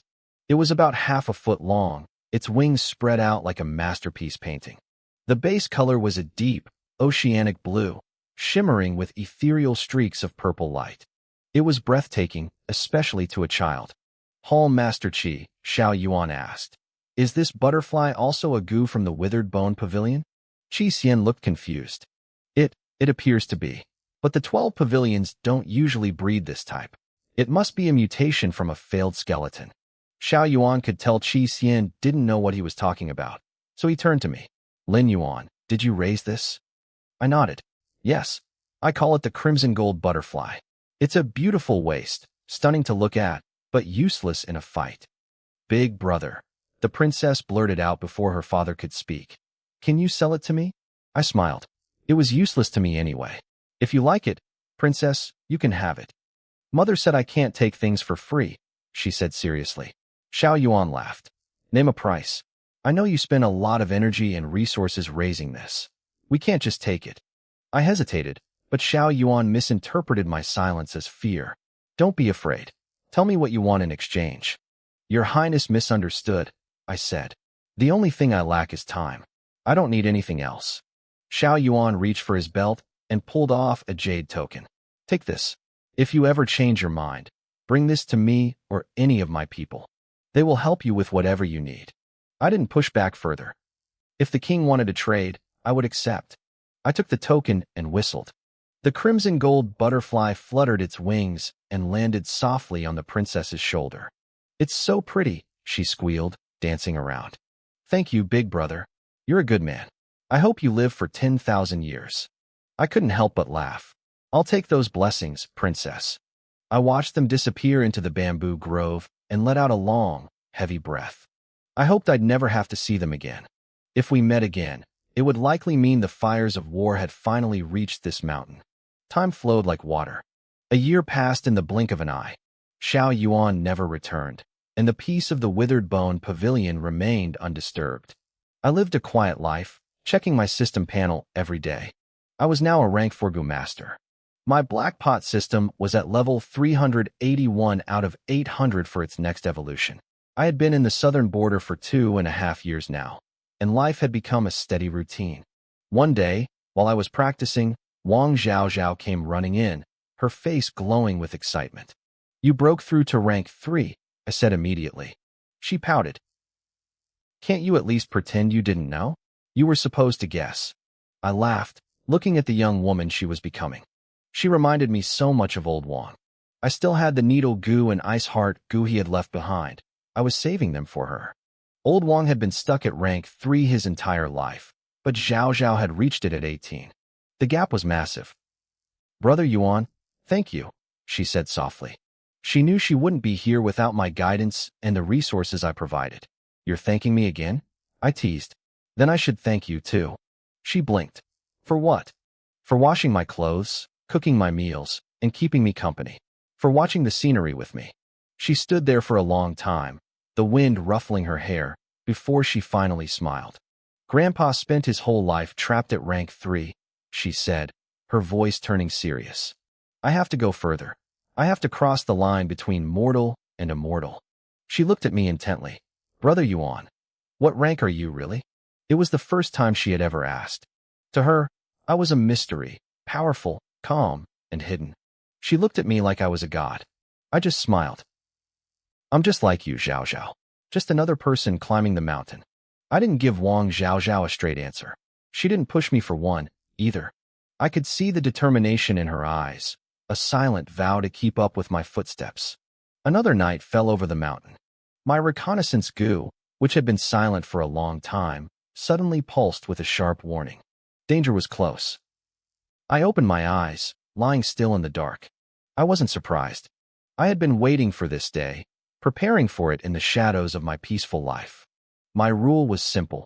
Even in safety, imagine the worst. Stay hidden. Stay ready. Outside the bamboo grove, 6 dark figures crept toward my hut from different directions. It seemed Huangpu Nen was in worse shape than I thought. A year later, and he still hadn't recovered from his battle with the snake. Back then, I saw him control dozens of corpse puppets with ease. Now he could only manage 6. I ran the numbers in my head. I had mastered the great soul-snatching art. Even against Huangpu Nan at his peak, I wouldn't be afraid. But I still chose to respect him as a former cave master. I decided to be the ultimate hidden player. If I could kill him with a scheme, I wouldn't fight him head-on. I summoned my bitter fish goo, which had transformed into the flying snake goo that Huangpu Nan both loved and hated. I hid by the bed, activating my illusion robe. It completely masked my aura and the presence of my 3-colored flame python, Shao Kai. On the bed, I used my goo to make the blankets look exactly like the flying snake. Moonlight spilled into the room. A figure appeared. Flying snake, you're still alive. Huangpu Nan's voice was thick with killing intent. So, you possessed a disciple of the Bone Pavilion to survive? I remember this kid. Lin Yuan, right? Decent talent. He let out a cold, mocking laugh. Lin Yuan, today I'll avenge you. I hope your spirit is watching while I refine this snake and your blood into my new treasures. Huangpu Nan stopped hiding. He let out a roar. The 6 corpse puppets smashed through the walls simultaneously. They flung heavy chains coated in black corpse oil, instantly locking down the bed. Huangpu Nan lunged forward like a bolt of lightning, his hand stiff as a blade, stabbing directly into the snake's head. Punch! The head exploded. But there was no blood. Huangpu Nan's face went pale. He realized something was wrong. This was too easy. Swoosh! Swoosh! Hundreds of needles flew from the shadows. Paralyzing goo. Huangpu Nan was caught off guard. The needles pierced his skin, and his limbs went numb instantly. He reacted quickly, ordering his life goo to inject corpse oil into his veins to flush out the toxin. The numbness faded, but a new terror took its place. Shao Kai, my small python, was right in front of him. Its jaws were wide open, glowing with a terrifying gold and blue flame. A true goo? The 3-colored flame python. Huangpu Nan's eyes nearly popped out of his skull. You actually evolved? The gold-blue fire washed over him. I added a burst of emerald flame into the mix, making the heat skyrocket. Huangpu Nan screamed. It was a harrowing, guttural sound. I watched from the dark, slightly impressed. As expected of a cave master, anyone else would have been a statue of ice or a pile of ash by now. He was still shouting. If I die, you're coming with me, he shrieked. Life goo fuse. Final command. Kill the snake. He was desperate. He tried to merge with his life goo to become a great corpse, but the flames were too fast. He knew he had lost the moment he saw the snake was reborn. Bang! His body began to rupture. Skin, brain matter, eyeballs, and organs disintegrated into fine dust. Only fragments of his charred organs clung to his hollow, pitted bones. I was stunned. A rank 5 Gu master really was a tough nut to crack. Even like this, he was moving. Huang Punan's remaining half-eyeball rolled in its socket, twitching as it looked toward the bed. The flying snake he had stabbed was gone. There was only a torn blanket and a fat, white bitter fish goo wiggling its way under the floorboards. A trick? He let out a distorted, garbled sound. His brain was too far gone to process the reality. He began crawling frantically toward where my illusion robe was shimmering. "Shao Kai, another round," I whispered. Shao Kai spat a burst of crimson fire. It engulfed what was left of him. "It hurts so much." Huang Pu Nen was losing his mind. He gave up on me and lunged toward the python instead. I was forced to step out of the shadows, pulling Shao Kai back. I stood there, calm, watching him wither. I didn't need to do anything else. The red flames would burn him until nothing remained. You aren't the snake." The dying man finally realized the truth. I nodded slowly. "An old friend sent me to take your life. If you have regrets, tell them to the ghosts in the underworld." "You snap." His spine burned through. His head rolled across the floor. He couldn't remember who I was. Was I the relative of one of his puppets? The flames consumed his final thoughts. Huang Pu Nan was dead. My face remained expressionless. "Shao Kai, clean the scene. Make it spotless. Don't leave a single trace." Fighting a crippled rank 5 while I was at full strength, with the element of surprise, made for an easy win. It was much simpler than killing Ao Shuang. The only problem was the fallout. A cave master was dead. The 9 palaces would definitely investigate. Would they find me? I watched Shao Kai diligently dissolving the evidence. No, I didn't think so. Without evidence, it wasn't me. It was the flying snake. That sounded reasonable. I walked over to Zhao Zhao's room and peeked inside. She was sleeping soundly. I had set up a wind-sucking goo earlier to block all the noise. I didn't want her to know about any of this. Now, I just had to wait and see when the sect would notice their cave master was missing. To this day, I still didn't know where the inner circle of the 9 palaces' ancient kingdom was located. I only knew that their influence covered the entire southern border. I remembered what Shi Lin told me when I first arrived. There were 72 caves in this region alone. That meant there were over 600 similar power structures hidden in these mountains. That was why they could remain secluded for thousands of years. While dynasties fell and martial legends rose and faded in the outside world, the 9 palaces stood still. I wondered if the war would eventually reach this place. If I had a choice, I didn't want to leave. I had been at the Bone Pavilion for 2.5 years now, the longest I had stayed anywhere in this life. Suddenly, the heavy toll of a bell echoed from the main peak. Dong, dong, dong. My heart sank. I had almost forgotten. In a world like this, there were things like soul lamps or life tablets. The sect knew. The cave master had fallen. Attention, all disciples of the 12 caves. Alert! Alert! High above the mountains, strange birds circled.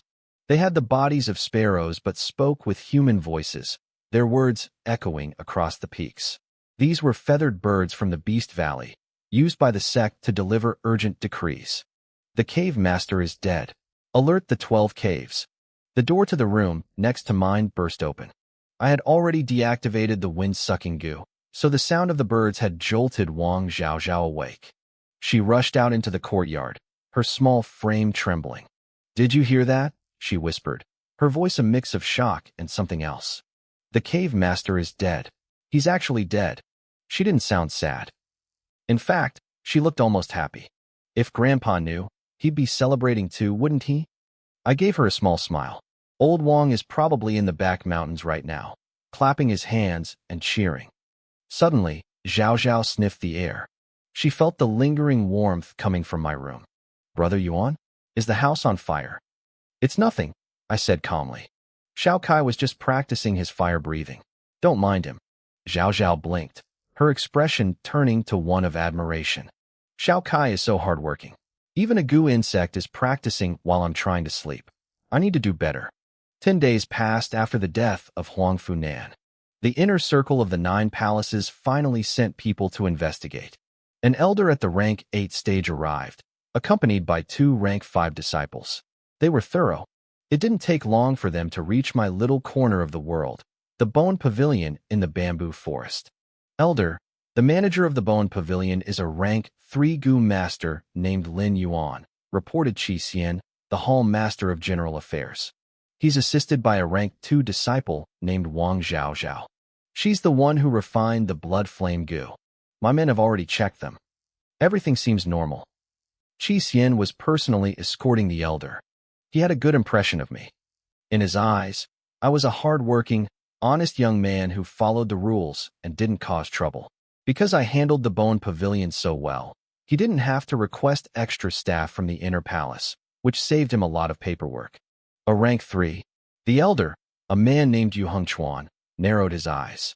Hall Master Qi, it seems your people in the 12 caves aren't very eager to report their progress. Qi Xian blinked, confused. Elder, what do you mean? Yu Hengchuan let out a dry chuckle. The boy is clearly a rank 4 master. And the girl? She's rank 3. Qi Xian's jaw dropped. They both broke through? And they didn't tell me. Don't panic, Yu Hengchuan said, waving a hand dismissively. A mere rank 4 and rank 3 couldn't possibly kill Huangfu, Nan, without leaving a trace. We've searched his estate top to bottom. There isn't a single mark of a struggle. Whoever killed him was a high-level master with terrifyingly clean methods. He paused, looking toward the bamboo forest. But these two have decent talent. They might be worth nurturing. I'm not that concerned about Huangfu Nan's death. Investigating is just a formality. Finding fresh talent is much more rewarding. Bring them to me. Qi Xian was overjoyed. If Zhao Zhao and I were scouted by an inner palace elder, he'd get a massive bonus. He hurried over to the pavilion, his face beaming. Lin Yuan, when did you reach rank 4? Why didn't you say anything? He was even more enthusiastic than usual. I only broke through recently. I replied, my heart sinking slightly. I hadn't expected the elder to see through my cultivation level so easily. Luckily, I wasn't wearing my phantom silk robe, or I might have looked even more suspicious. Elder Yu Hengchuan wants to see you and Zhao Zhao, Qi Xian said, patting my shoulder. Perform well. If you catch his eye, your future is limitless. Thank you, Home Master, I said, bowing slightly. I called Zhao Zhao, and we followed Qi Xian into the bamboo forest to meet the elder. Yu Hengchuan studied me for a long time. Gradually, his brow furrowed. How long have you been in the 12 caves? 2.5 years, I answered. Your talent is excellent, he noted. You're qualified to join the inner palace. Tell me, what is your vital Gu? The blood chi Gu, I said. What? Yu Hengchuan's face fell. Foolish. Why didn't you swap it for a Gu with more potential before you reach rank 4? To have your talent and be bound to a blood chi Gu is like a legendary general riding a mangy dog. You've crippled yourself. To a Gu master, the vital Gu is their second life. It determines their ceiling. I think the blood chi Gu is fine, I said quietly. Fine. My foot. Yu Hengchuan snapped. Don't tell me you believe those idiots who say there are no useless Gu, only useless masters. That's garbage. I watched him fume, a bit surprised. Wasn't he here to solve a murder? Why was he so upset about my career choices? Forget it, Yu Hengchuan sighed. You've already hit rank 4. Unless you find a miracle, you're stuck. Your potential ends where that blood chi Gu ends. You'll never make it past rank 6. He turned his gaze to Zhao Zhao. And you? How long have you been here? 2 years, she said. Talent is average, but that blood flame Gu is a good find. If you're willing, I can give you a chance to join the inner palace. Qi Xian was frantically winking at her from the side, then remembered she was blind and looked like he wanted to cry. Zhao Zhao didn't even hesitate. I want to stay in the 12 caves, she said firmly. I want to stay at the Bone Pavilion. If she left, I'd be all alone. I could feel her resolve. Yu Hengchuan seemed surprised, but he quickly realized why she was staying. He saw the way she leaned toward me. He looked at us and seemed to see a reflection of his younger self, a kid from the mountains who had to fight for every scrap of progress. He liked giving chances to those at the bottom because he knew how hard the road was. But he also knew that once a person made up their mind, there was no changing it. Then so be it, he said. Everyone has their own path. Qi Xian looked like he was about to faint. His bonus had just grown wings and flown away. Safe travels, elder, I said, my voice steady. Yu Hengchuan walked a few paces, then stopped. With a flick of his wrist, he tossed several scrolls toward me. I caught them easily. "Those are my personal notes on nurturing goo," he said. "If you ever manage to evolve that blood-chi goo, come find me. I'll make you my personal disciple." "Thank you, Elder," I said, bowing deeply. Regardless of his reasons, this was a valuable gift. As the group walked away through the bamboo, one of the rank 5 disciples leaned in toward Yu Hengchuan. "Elder, that bone pavilion is suspicious. There are signs that a battle took place there and was recently covered up." Yu Hengchuan didn't even slow down. "And could Lin Yuan and the girl have killed Huang Funan?" the disciple whispered.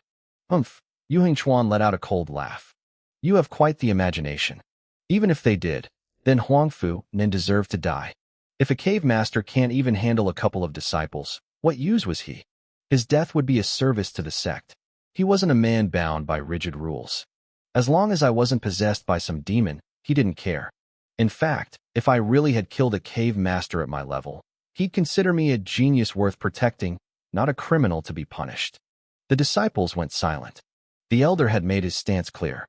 Back at the pavilion, I sat down and opened the scrolls. I had a lot to learn about the evolution of my vital goo. I spent the next few hours poring over the scrolls. Yu Hengchuan's insights were incredible. Most manuals provided by the sect were just basic guides, common sense for any goo master. But these notes were the life work of a master. He broke down the evolution of goo worms with a level of detail that bordered on obsessive. He covered everything: the environment, the timing, and the specific materials needed for a goo to shed its skin and transform. For most people, these requirements were impossibly strict. For me, they were a roadmap. I didn't need to worry about the perfect environment or the exact timing because my system handled the heavy lifting. I just needed the right direction and the raw materials. Life is full of surprises. I never expected Yu Hengchuan's visit to turn into such a massive opportunity. As I flipped through the pages, I found exactly what I was looking for: the evolution path for the blood-chi goo. It was one of the most common goo worms out there. Because it was so common, it was easy to find but had almost zero potential. Most masters believed it was a dead end. Yu Hengchuan had tried to evolve it many times and failed, but he had recorded his most promising theory. According to his notes, a blood-chi goo could potentially evolve into a giant bone goo, and from there, into something legendary called the pan-immortal goo.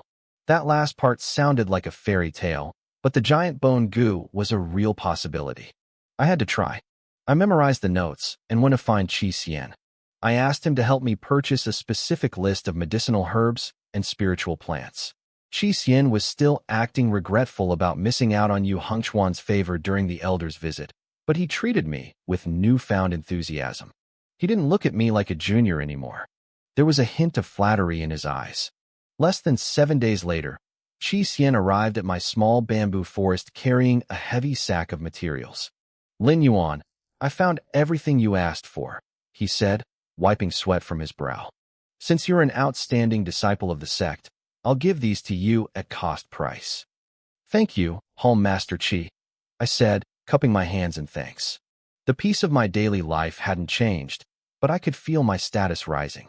Strength really does change everything. "Are you planning to evolve your vital goo?" Qi Xian asked curiously. "I remember Elder Yu was very impressed with you. He promised to make you his disciple if you could pull it off. He knew what was at stake." Yu Hengchuan was in his prime and likely to become the head of a palace in the future. Becoming his personal disciple would be like catching a ride on a dragon. "Yes," I nodded. I was becoming too visible. Keeping a basic blood-chi goo as my vital goo was starting to look suspicious.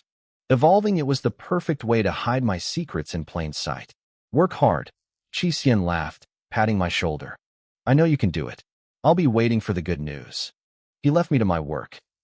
I hauled the sack into the bone pavilion and locked the door. I called up my system interface. I had about 150,000 in funds. My cultivation was at rank 4.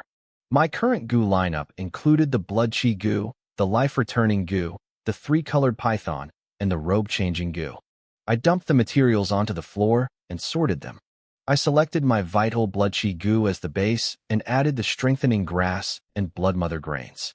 "Synthesize," I whispered. The system flashed.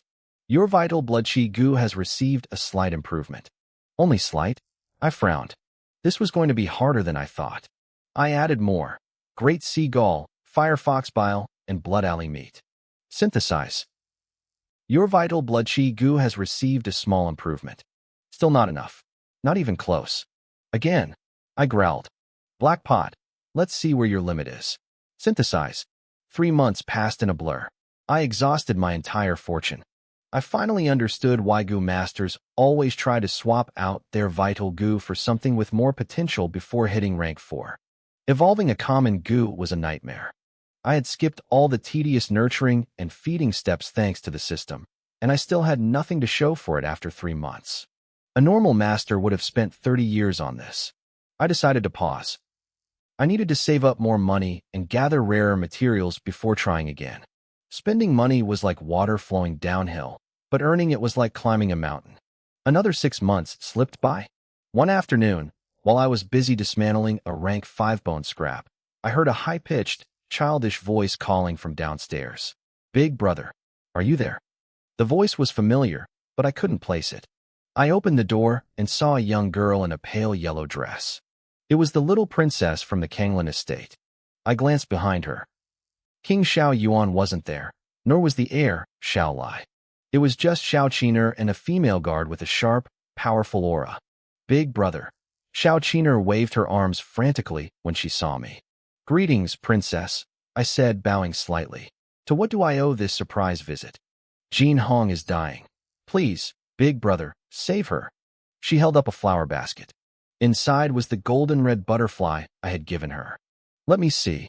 I took the basket. I had assumed she'd get bored of the butterfly after a week, but she clearly cared about the little thing. Is she sick?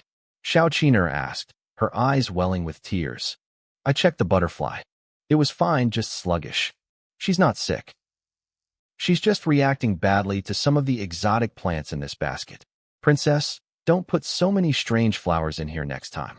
I knew it. Xiao Qiner pouted. It's all father's fault.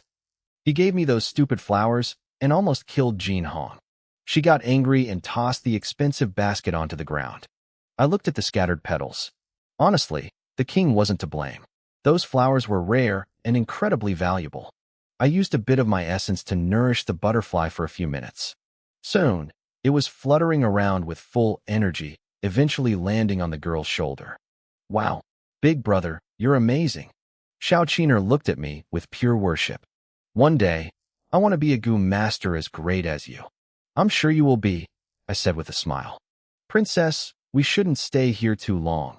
The female guard, Li Ruoqian, reminded her. We need to head back. Okay, Xiao Qiner said reluctantly. She turned to the guard. Sisterly, give the big brother his medical fee.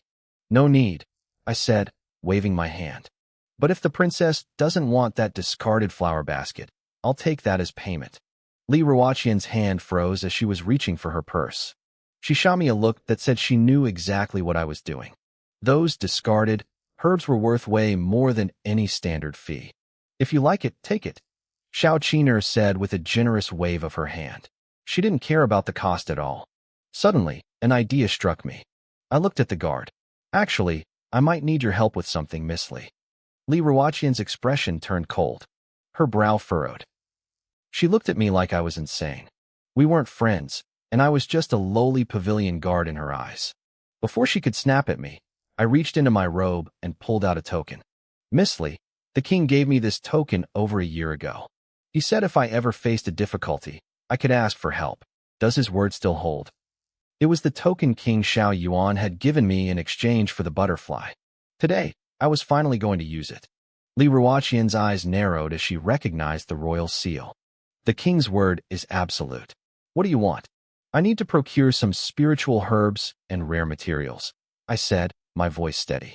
But my channels are blocked, and I have nowhere else to turn. I was hoping you could help me, Miss Li. I knew I couldn't just ask for a favor. In this world, everything had a price. I had to offer a partnership, a way to join their circle of rare treasures to even stand a chance. No problem, Li Ruoqian replied, her voice indifferent. Just give me the list. I was ready. I pulled out a piece of paper I'd prepared long ago and handed it to her. Once we find these items, someone from the prince's mansion will deliver them, she said. But the war is intensifying. Resources and personnel are tight. It might take some time. Is the situation that bad? I asked. Most of the southern border is affected, she said, a hint of frustration leaking through her cold exterior. If the rebel armies and demons break through the cities, the Nine Palaces Mountains will be next. Our prince has been trying to coordinate, but the higher-ups of your Nine Palaces ancient dynasty are still indecisive. They think they can stay out of it. They aren't afraid of being eaten alive by demons, apparently. She stopped herself, realizing she was saying too much to a lowly guard. She didn't say another word. But I had heard enough. The pressure of war was closing in. Soon, the peace of these mountains would be shattered. The Nine Palaces wouldn't be able to sit idle. They'd have to help King Songlan or the southern border guards fight the demons. Let the world burn.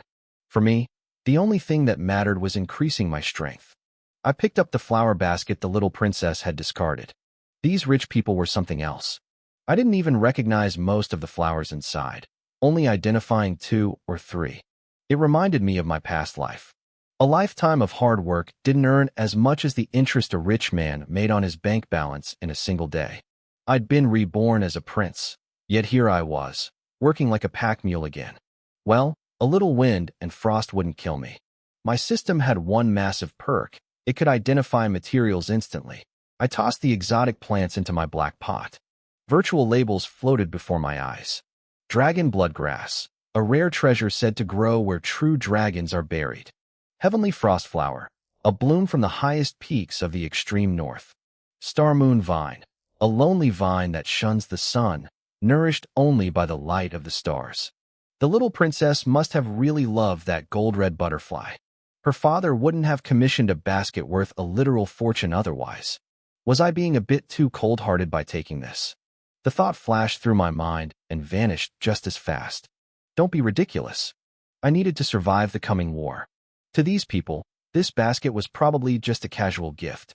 To me, it was a lifeline. Black pot, synthesize. I commanded. I selected my life-bound essence nurturing goo as the base. I added the dragon bloodgrass and the star moon vine. I didn't throw everything in at once. I'd learned that mixing too many different attributes could make the evolution uncontrollable or even cancel the effects out. Synthesizing.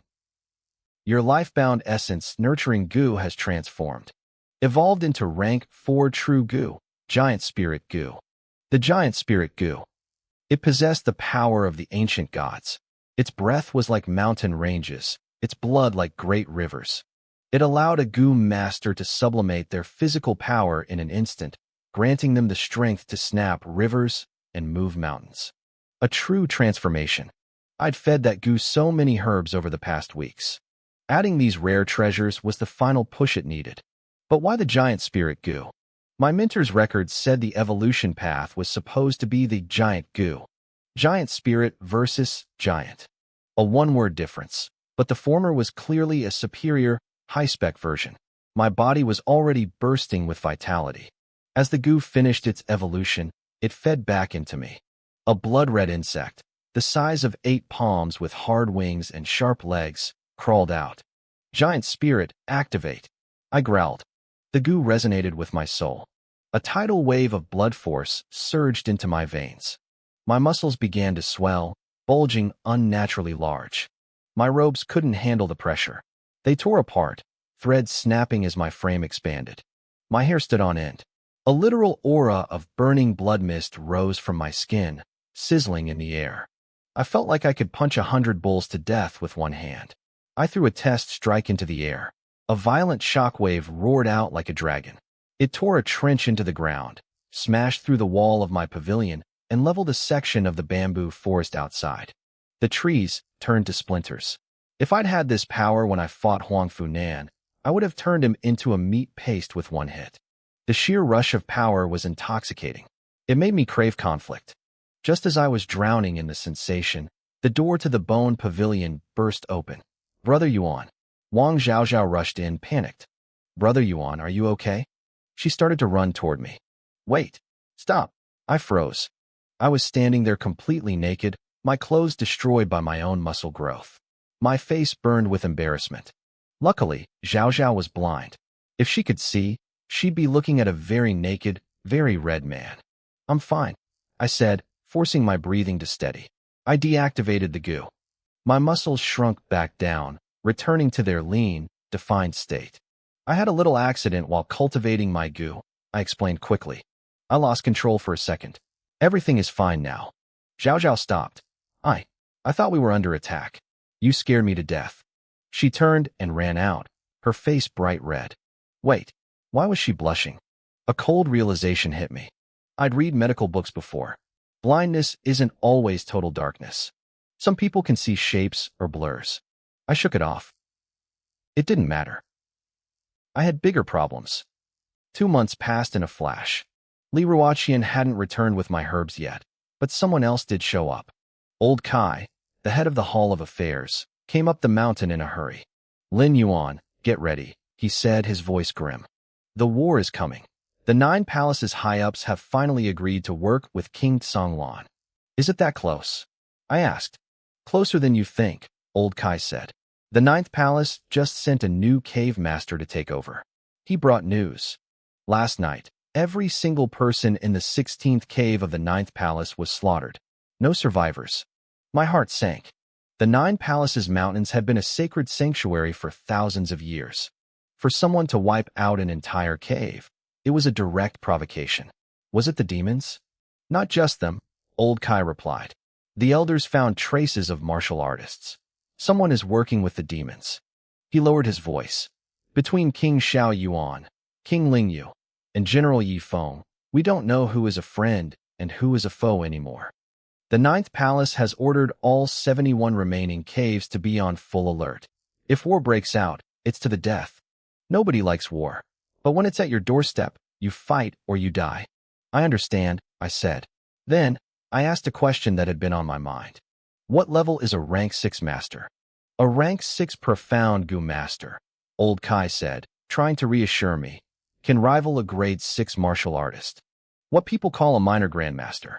They have mastered the grandmaster intent. They are true powerhouses. A minor grandmaster. I hadn't fought a high-level martial artist yet.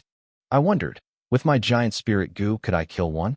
Old Kai didn't know about my hidden strength, but I had the confidence of someone who was invincible at my own rank. He warned me to be careful and told me to take shifts with Xiao Zhao. If we heard the alarm bell, we were to head straight for the main peak. I nodded. I understood the danger. After Old Kai left, I told Wang Zhao the news. She didn't seem scared. She had lived the life of a refugee before, so she knew how to handle pressure. She just started training even harder than before. I checked my progress. The black pot interface floated before my eyes. I was at 784 points. I only needed 16 more to reach rank 5. I had my giant spirit goo and my rebirth goo, but I needed time. The higher my rank went, the more materials I needed. Using low-grade scraps wasn't enough anymore. To synthesize the rare, powerful goo I wanted, I needed treasures. I needed to experiment, and that meant I needed a massive amount of resources to cover my mistakes. On the day I was about to break through to rank 5, a visitor arrived at my bamboo forest. It was the new cave master of the 12th cave, Pei Luoqing. Junior brother Lin Yuan, he said with a smile. I should have visited sooner, but things have been chaotic lately. I was confused. Why was he calling me his junior brother? He saw my expression and laughed. He told me that Yu Hengchuan was his teacher. I had only met Elder Yu once. He had praised me and given me some tips on nurturing goo, but that was it. The teacher actually thinks very highly of you, Pei Luoqing said. He won't stop talking about you. At first, I didn't believe him. But now that I'm here, I see it. You really are a genius. I felt a surge of panic. I didn't want to be a genius. I wanted to be invisible. Pei Luoqing continued, saying he could feel my scout goo the moment he entered the forest. He assumed my mental strength had already reached the sea realm because of how many goo I was controlling. I realized then that I had been too careless. If he knew I was controlling hundreds of different types of subordinate goo, he would probably try to dissect me to see how I did it. I realized I lacked knowledge about true powerhouses. I needed to be more cautious. I asked him how mental strength was categorized. He was happy to explain. He told me mental strength was divided into 4 realms: Convergence, Sea, Jade, and Abyss. Even though Pei Luoqing was a rank 6 master, his mental strength was only at the convergence level. He truly believed I was more talented than him.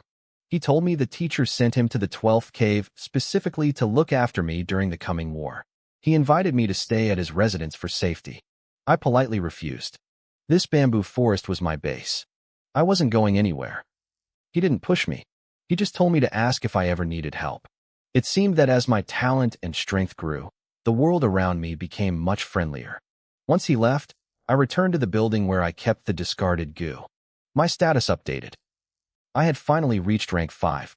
I needed better scout goo immediately. I wanted something that could hide its aura and bypass the mental perception of experts. I took some rank 4 scout, wind breath, and tracking goo. I started the synthesis.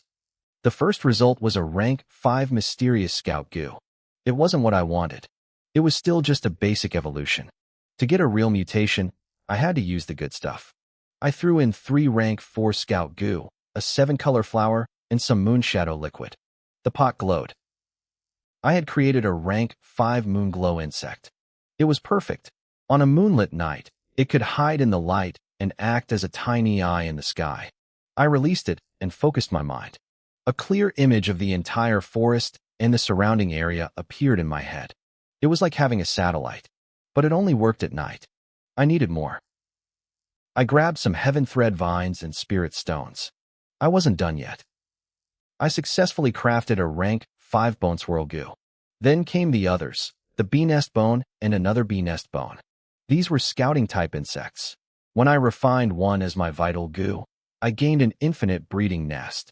The number of offspring depended entirely on my own mental strength. I pulled the bee nest from the black pot. Inside, there was only a single ant, the queen. She was about the size of a finger joint. I carried her out into the bamboo forest and settled her into a quiet spot. After I fed her, it didn't take long for her to start producing. A swarm of tiny ants crawled out, scattering in every direction. These ants weren't actually goo insects themselves. I realized I could only directly control the queen. Sensing movement through them was complicated, and the mental link was faint, but they had one massive advantage. Because they weren't goo, they carried no spiritual aura. An enemy wouldn't even notice them. They were invisible spies. This was exactly what I needed. I didn't stop there. I went back to my materials and started synthesizing again. A month flew by.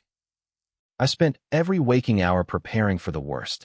I eventually developed 5 different types of scouting and monitoring systems. One of them covered every inch of my bamboo forest, working day and night, rain or shine. Of course, undetectable was a relative term. I wasn't sure if these would work against a rank 6 expert or a powerful warrior, but for now, it was enough. Meanwhile, far outside the 100,000 mountains, a guard rushed into the command tent of the Azure Blue Army. He bowed before Prince Xiao Yuan. The 9th Palace had finally sent a reply regarding a potential alliance. Xiao Yuan took the letter, but as he read it, his face flushed with rage. He slammed the paper down. They were pushing him too far. The 9th Palace demanded that he send his daughter into the mountains to serve as a hostage. The guard sighed. It seemed the 9th Palace still held a grudge over the death of the princess consort years ago. Xiao Yuan sat back, looking exhausted. His wife had been the saintess of the 9th Palace, but she had abandoned her status to follow him into war. She had died 7 years ago, protecting the common people from a demon invasion. Her final wish was for him to drive out the demons and, above all, take care of their children. Now, he was being forced to choose between his duty and his daughter. Suddenly, his 2 children burst into the tent. His daughter, Xiao Qiner, was pouting, her cheeks puffed out in frustration. She was complaining that her father only taught her brother, Xiao Lai, martial arts while refusing to let her study the path of Gu. Xiao Lai scoffed, calling all Gu masters cowards who hid in the mountains while warriors bled on the battlefield. The two started their usual bickering, but Xiao Yuan wasn't laughing this time. He looked at his daughter and asked if she truly wanted to learn the art of Gu. "I want to be a great Gu master like my mother," she declared. "I'll be the best in the world." Xiao Yuan looked at her, his heart heavy. He asked if she would hate him if he sent her away to the 9th Palace to study. Xiao Qiner hesitated, but her desire to become a hero like her mother won out. She agreed. But Xiao Yuan wouldn't make it easy. He told her she had to pass a test first. He would send her to the mountains for 2 months. There would be no servants, no fine food, and no comforts. If she didn't regret it after 2 months, he would let her stay. Fine, she chirped, full of energy. Then send me to the 12th cave. Xiao Yuan paused. He remembered that name. It was where that young man, Lin Yuan, lived. The one who had given his daughter the gold-red butterfly. Having a familiar face nearby might make the transition easier for her. He nodded his approval. 3 days later, I was back at my pavilion, inspecting the fortress I had built. I had created a complete surveillance web with 0 blind spots. Suddenly, a warning flared in my mind. A goo insect had triggered an alarm. Someone was approaching the bamboo forest at high speed. 3 seconds later, a figure landed right in front of my building. My pride in my defense system vanished instantly. It proved that scouting was useless if you didn't have the raw power to back it up. Fortunately, it wasn't an enemy. It was Li Ruoqian. I brought what you asked for, she said, dropping a large wooden crate on the ground.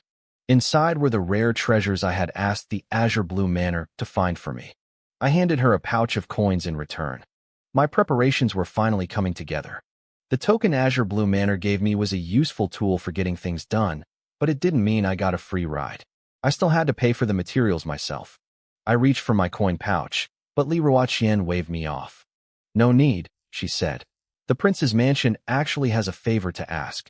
We'll consider the cost of these treasures as your payment in advance. I stiffened, my internal alarms going off.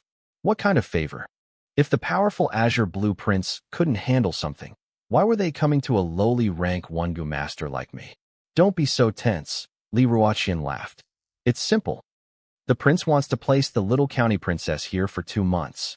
He wants her to experience the life of a Gu master in the mountains. I stared at her, stunned. It reminded me of a reality show from my past life where rich city kids were sent to the countryside to transform. She was a princess. Why would she want to suffer in the wilderness? It sounded like a headache. With the Azure Blue Mansion backing you, your life will be much easier, Li Ruoqian added. You aren't losing anything on this deal. I had to admit she was right. I was going to need her help with a lot of things in the future. If the only price was letting a little girl stay in my pavilion for 2 months, it was a steal. Fine. It's a deal, I said. Good. She'll be coming up the mountain on her own shortly, Li Ruoqian said. You don't need to coddle her. I nodded. Before I could say another word, she vanished. Her speed was incredible. She felt even more oppressive than my senior brother, Pei Luoqing. I suspected she was close to becoming a rank 7 martial artist, a great grandmaster. At that level, you could regenerate lost limbs. The Azure Blue Mansion was clearly packed with monsters. A short while later, I saw a small figure at the edge of the bamboo forest. She was carrying 2 heavy bundles on a shoulder pole, huffing and puffing. Brother Lin Yuan, are you there? Xiao Qiner was exhausted by the climb, but she didn't look discouraged. She dropped her bags, put her hands on her hips, and gave me a proud look that said, "Look how great I am." I'm here, I said, feeling a strange sense of relief. Phew, Brother Lin Yuan. I'm not a child anymore, she gasped. And I'm not a princess here. Just call me Qiner. Kids grow fast. I remembered her only coming up to my thigh when we first met. Now she reached my waist. Her features were sharpening, losing that baby fat and taking on the look of a young girl. I reached out to help with her bags, but she pulled back. No, my father said I shouldn't trouble others. I have to be self-reliant to become a great Gu master. I wanted to tell her that her father was just a martial artist who didn't know the first thing about Gu, but I kept my mouth shut. I let her carry her own luggage through the bamboo forest to the sleeping quarters near my pavilion. Brother Yuan, who is this? Wang Zhaozhao asked, stepping out. This is Qiner, I introduced them. Qiner, this is my junior sister, Xiaozhao. You'll be sharing a room with her. Hello, Sister Xiaozhao, Qiner chirped. She had no ego at all. Wang Zhaozhao looked panicked. This was the first time she had ever met royalty. Hello, little princess. Just Qiner, the girl insisted. She was determined to prove her grit to her father. The next morning, the smile was gone. Qiner crawled out of bed with dark circles under her eyes. Morning, Brother Lin Yuan. Morning, Sister Xiao Zhao, she muttered listlessly. The reality of mountain life had delivered its first blow. Why don't you sleep a bit longer? I teased. No. I want to watch you practice, Gu, she said, fighting back a massive yawn. You should watch Xiao Xiao, I said with a straight face. My Gu techniques are too profound. You wouldn't be able to follow them yet. I was totally bluffing, but they both believed me. To them, I was already a grandmaster of the craft. Refining Gu is a tedious process, Wang Xiaoxiao explained as she worked. You need patience, focus, and courage. Usually, you stay calm, but at the critical moment, you have to be bold. Even a scrap of a Gu can become a treasure if you're brave enough. Those were the mantras I had taught her. Chiner squatted beside her, nodding along even though she clearly didn't understand a word. Sister, how long does it take to refine one Gu? Chiner asked. A few days if you're fast, months if you're slow. Sometimes it takes 10 or 20 years. Chiner's face fell. That long. But shouldn't I just blow a flute and have 10,000 Gu appear? Or shake a bell and command an army? Wang Xiaoxiao laughed. That's a Gu immortal, not a Gu master. Don't get ahead of yourself. You have to start by learning how to nurture them. You're too young to bind a life Gu anyway. Your spirit isn't stable enough. The backlash would kill you. But I want to be a Gu master now, Chiner pouted. Is there any way to break that limit? There is, Wang Xiaoxiao said. But only the inner sect of the Ninth Palace knows how. The conditions are incredibly harsh. Chiner's eyes lit up. My father said if I stay here for 2 months, he'll send me there. I'll be a Gu master in no time. Watching them, I realized the massive gap between them. Chiner was humble and kind, but her words revealed a world of privilege. Things Wang Xiaoxiao would spend her entire life struggling for were just a gift waiting for Chiner at the end of a 2-month summer camp. A month passed, and Chiner actually surprised me. She didn't throw a single tantrum. She didn't complain once. Instead, she got serious. She spent her days recording observations of basic insects and studying. Maybe it was her mother's blood. The soul of a Gu master lived inside her. But her presence told me more about the world outside. The alliance between the Azure Blue Prince and the Ninth Palace was clearly beginning. One was a loyalist to the fallen Great Yin, the other was a sacred ground of Gu masters. Together, they could stabilize the south. But could they stop the demons? The world was much bigger than just this one region. Late one night, a sudden vibration from my Gu room jolted me awake. I sat up, my heart racing. It was finally happening. Ever since the 16th cave was wiped out, I knew the chaos would eventually reach us. I took a deep breath and focused my mind.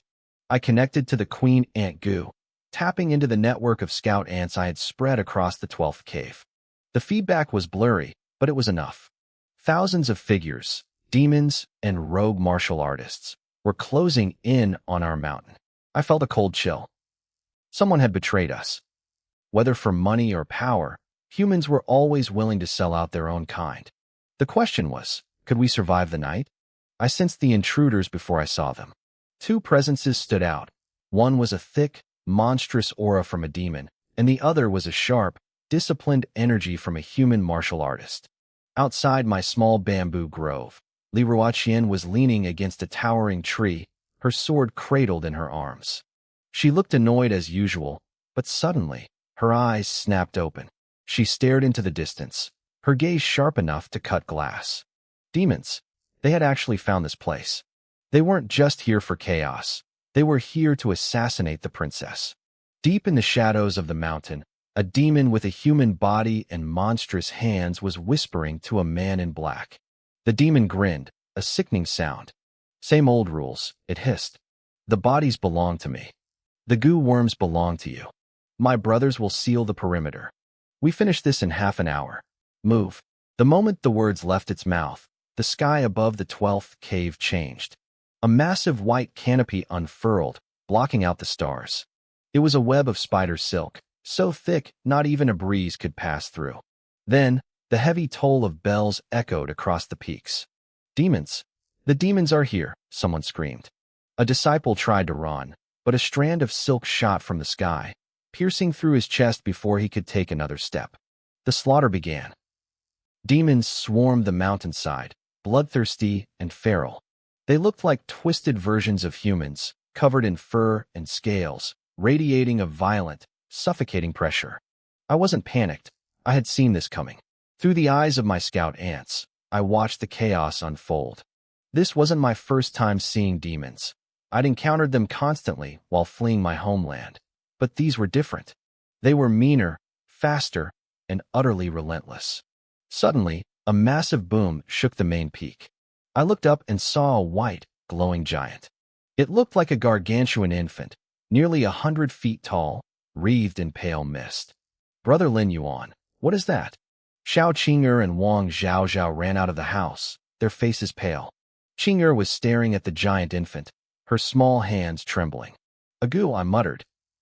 I remembered reading about this in an ancient text. It was a rare plant type Gu called the ginseng infant. To refine it, you needed 1,000-year-old ginseng fruit and had to feed it with the nutrients of a living ginseng tree for 6 years. It looked like a baby, but it was a titan of destruction. Seeing that thing, I actually relaxed a little. With the ginseng infant defending the main peak and Li Ruoqian guarding the perimeter, the invaders wouldn't be able to take the 12th cave easily. However, I looked toward the edge of my bamboo grove. A few small problems were heading my way. Qing'er, demons are coming, I said calmly. It's going to get bloody. You might want to go inside. Qing'er's little hands shook, but she lifted her chin. I'm not afraid. Old Wang, what about you? I asked. Wang Zhaozhao looked like she was ready for a funeral. Even if I die, I want to be with you, Brother Yuan. I almost laughed. It's not that serious, trust me. But the 16th cave was wiped out, she cried, her voice breaking. No one survived. Can we really get through this? The situation here is different, I said, looking at the treeline. Why is it different? She asked. Because. A roar like a crashing wave drowned out my voice. A tiger demon burst into the grove, shattering the peaceful silence. I felt a surge of annoyance. I was trying to have a moment here, and this beast interrupted me. Xiao Kai, get him, I whispered. The colorful snake on my shoulder, Xiao Kai, unhinged its jaw. A blast of crimson fire erupted from its mouth. Before the demon could even react, the bamboo grove transformed. To the outside world, it looked like a peaceful garden. To an intruder, it was a death trap. I triggered everything at once. Pit trap goo, howling goo, sword sand goo, self-destructing spirit bugs, and the shadowless killing mantis. The tiger demon tried to dodge the fire, but the pit trap goo snared its legs. It roared in agony as Xiao Kai's flames flew straight down its throat. 3 wolf demons following behind stopped dead in their tracks. They watched, horrified, as the fire burned a hole right through the tiger's stomach. A 4th-rank beast, dead in seconds. This goo master has tricks, the human martial artist shouted. He was wearing a bamboo hat and a mask, his black robes fluttering. Together, kill him now. The 3 wolf demons lunged at me from 3 different directions. I stood my ground, a small smile on my lips. 2 breaths later, the first wolf's head was turned into mush by my sword sand goo. 3 breaths later, the second wolf was decapitated by the mantis. 5 breaths later, the final wolf tried to flee, only to collapse after 2 steps, its nervous system fried. The human martial artist used the distraction to close the gap. God-slaying windblade, he screamed. His blade was a blur, faster than the eye could follow. It sliced clean through my neck. My head hit the ground and rolled away. Humph, just another goo master. The man spat, sheathing his blade. All tricks and no substance. You couldn't even handle 1 strike. The southern border belongs to us now. Next I'll. His voice cut off. His pupils shrank to pinpricks. He looked down at his chest, where a bloody fist had just punched through from behind. Then he looked at the ground. The head he had just cut off was nothing but a chunk of enchanted wood. You're wrong, I whispered into his ear. It's not a trick. It's just good goo technique. I pulled my arm back, and his body slumped to the dirt. I probably could have killed this 5th-rank martial artist in a fair fight, but I wasn't the type to take risks. My philosophy was simple, never give the enemy a chance. A punch through the heart from behind was much more efficient. Xiao Qing'er, who had been watching from a distance, turned pale. She leaned against a wall and started vomiting violently. I told you to stay inside, I said. I wasn't worried about scarring her. She was royalty. Her future would be paved in much more blood than this. This was just a warm-up. Brother Lin Yuan, that was ugh. She couldn't even finish the sentence before getting sick again. Wang Zhao Zhao, on the other hand, burst into tears and threw herself into my arms. She had prepared herself for a life-and-death struggle, but it was over before it even began. The demons, the traitors, I had swept them away like dust. It felt like a dream to her. I should have left one for you to practice on, I joked, patting her head. I trained with her often, but real combat was a different beast. I needed her to be able to stand on her own. On my shoulder, Shao Kai flicked its tongue aggressively. I felt its hunger through our mental link. It wanted to eat the demons.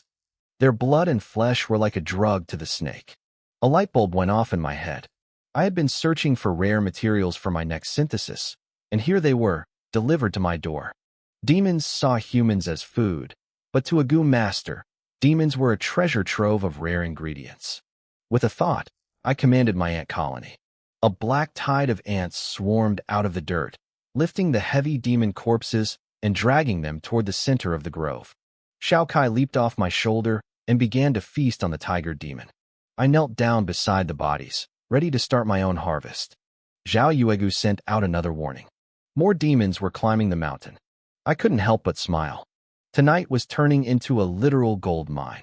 If it wasn't for this invasion, I never would have realized how much material was just waiting to be harvested. Two figures emerged from the shadows of the bamboo grove. One was a python demon, the other a spider. Their auras were suffocating, far stronger than the rank 5 martial artists I had just finished off. Looks like we found a tough nut to crack, the python demon hissed. She had the upper body of a woman but a massive, 10-foot-long snake tail. Finish him quickly, the spider demon replied, her voice cold. Something feels off tonight. We might need to retreat early.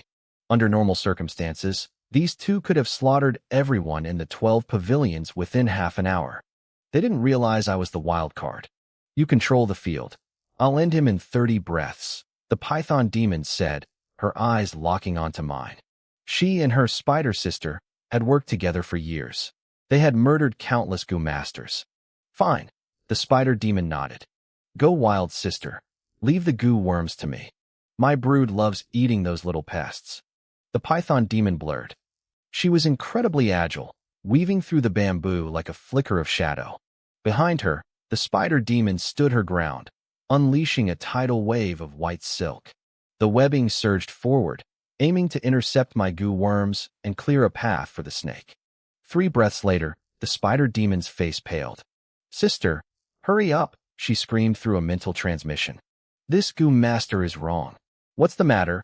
The python demon hissed back. There are too many of them. The types, the numbers. There must be an ambush. The spider's voice turned into a panicked shriek. Then, she went silent. Something had been shoved violently into her mouth.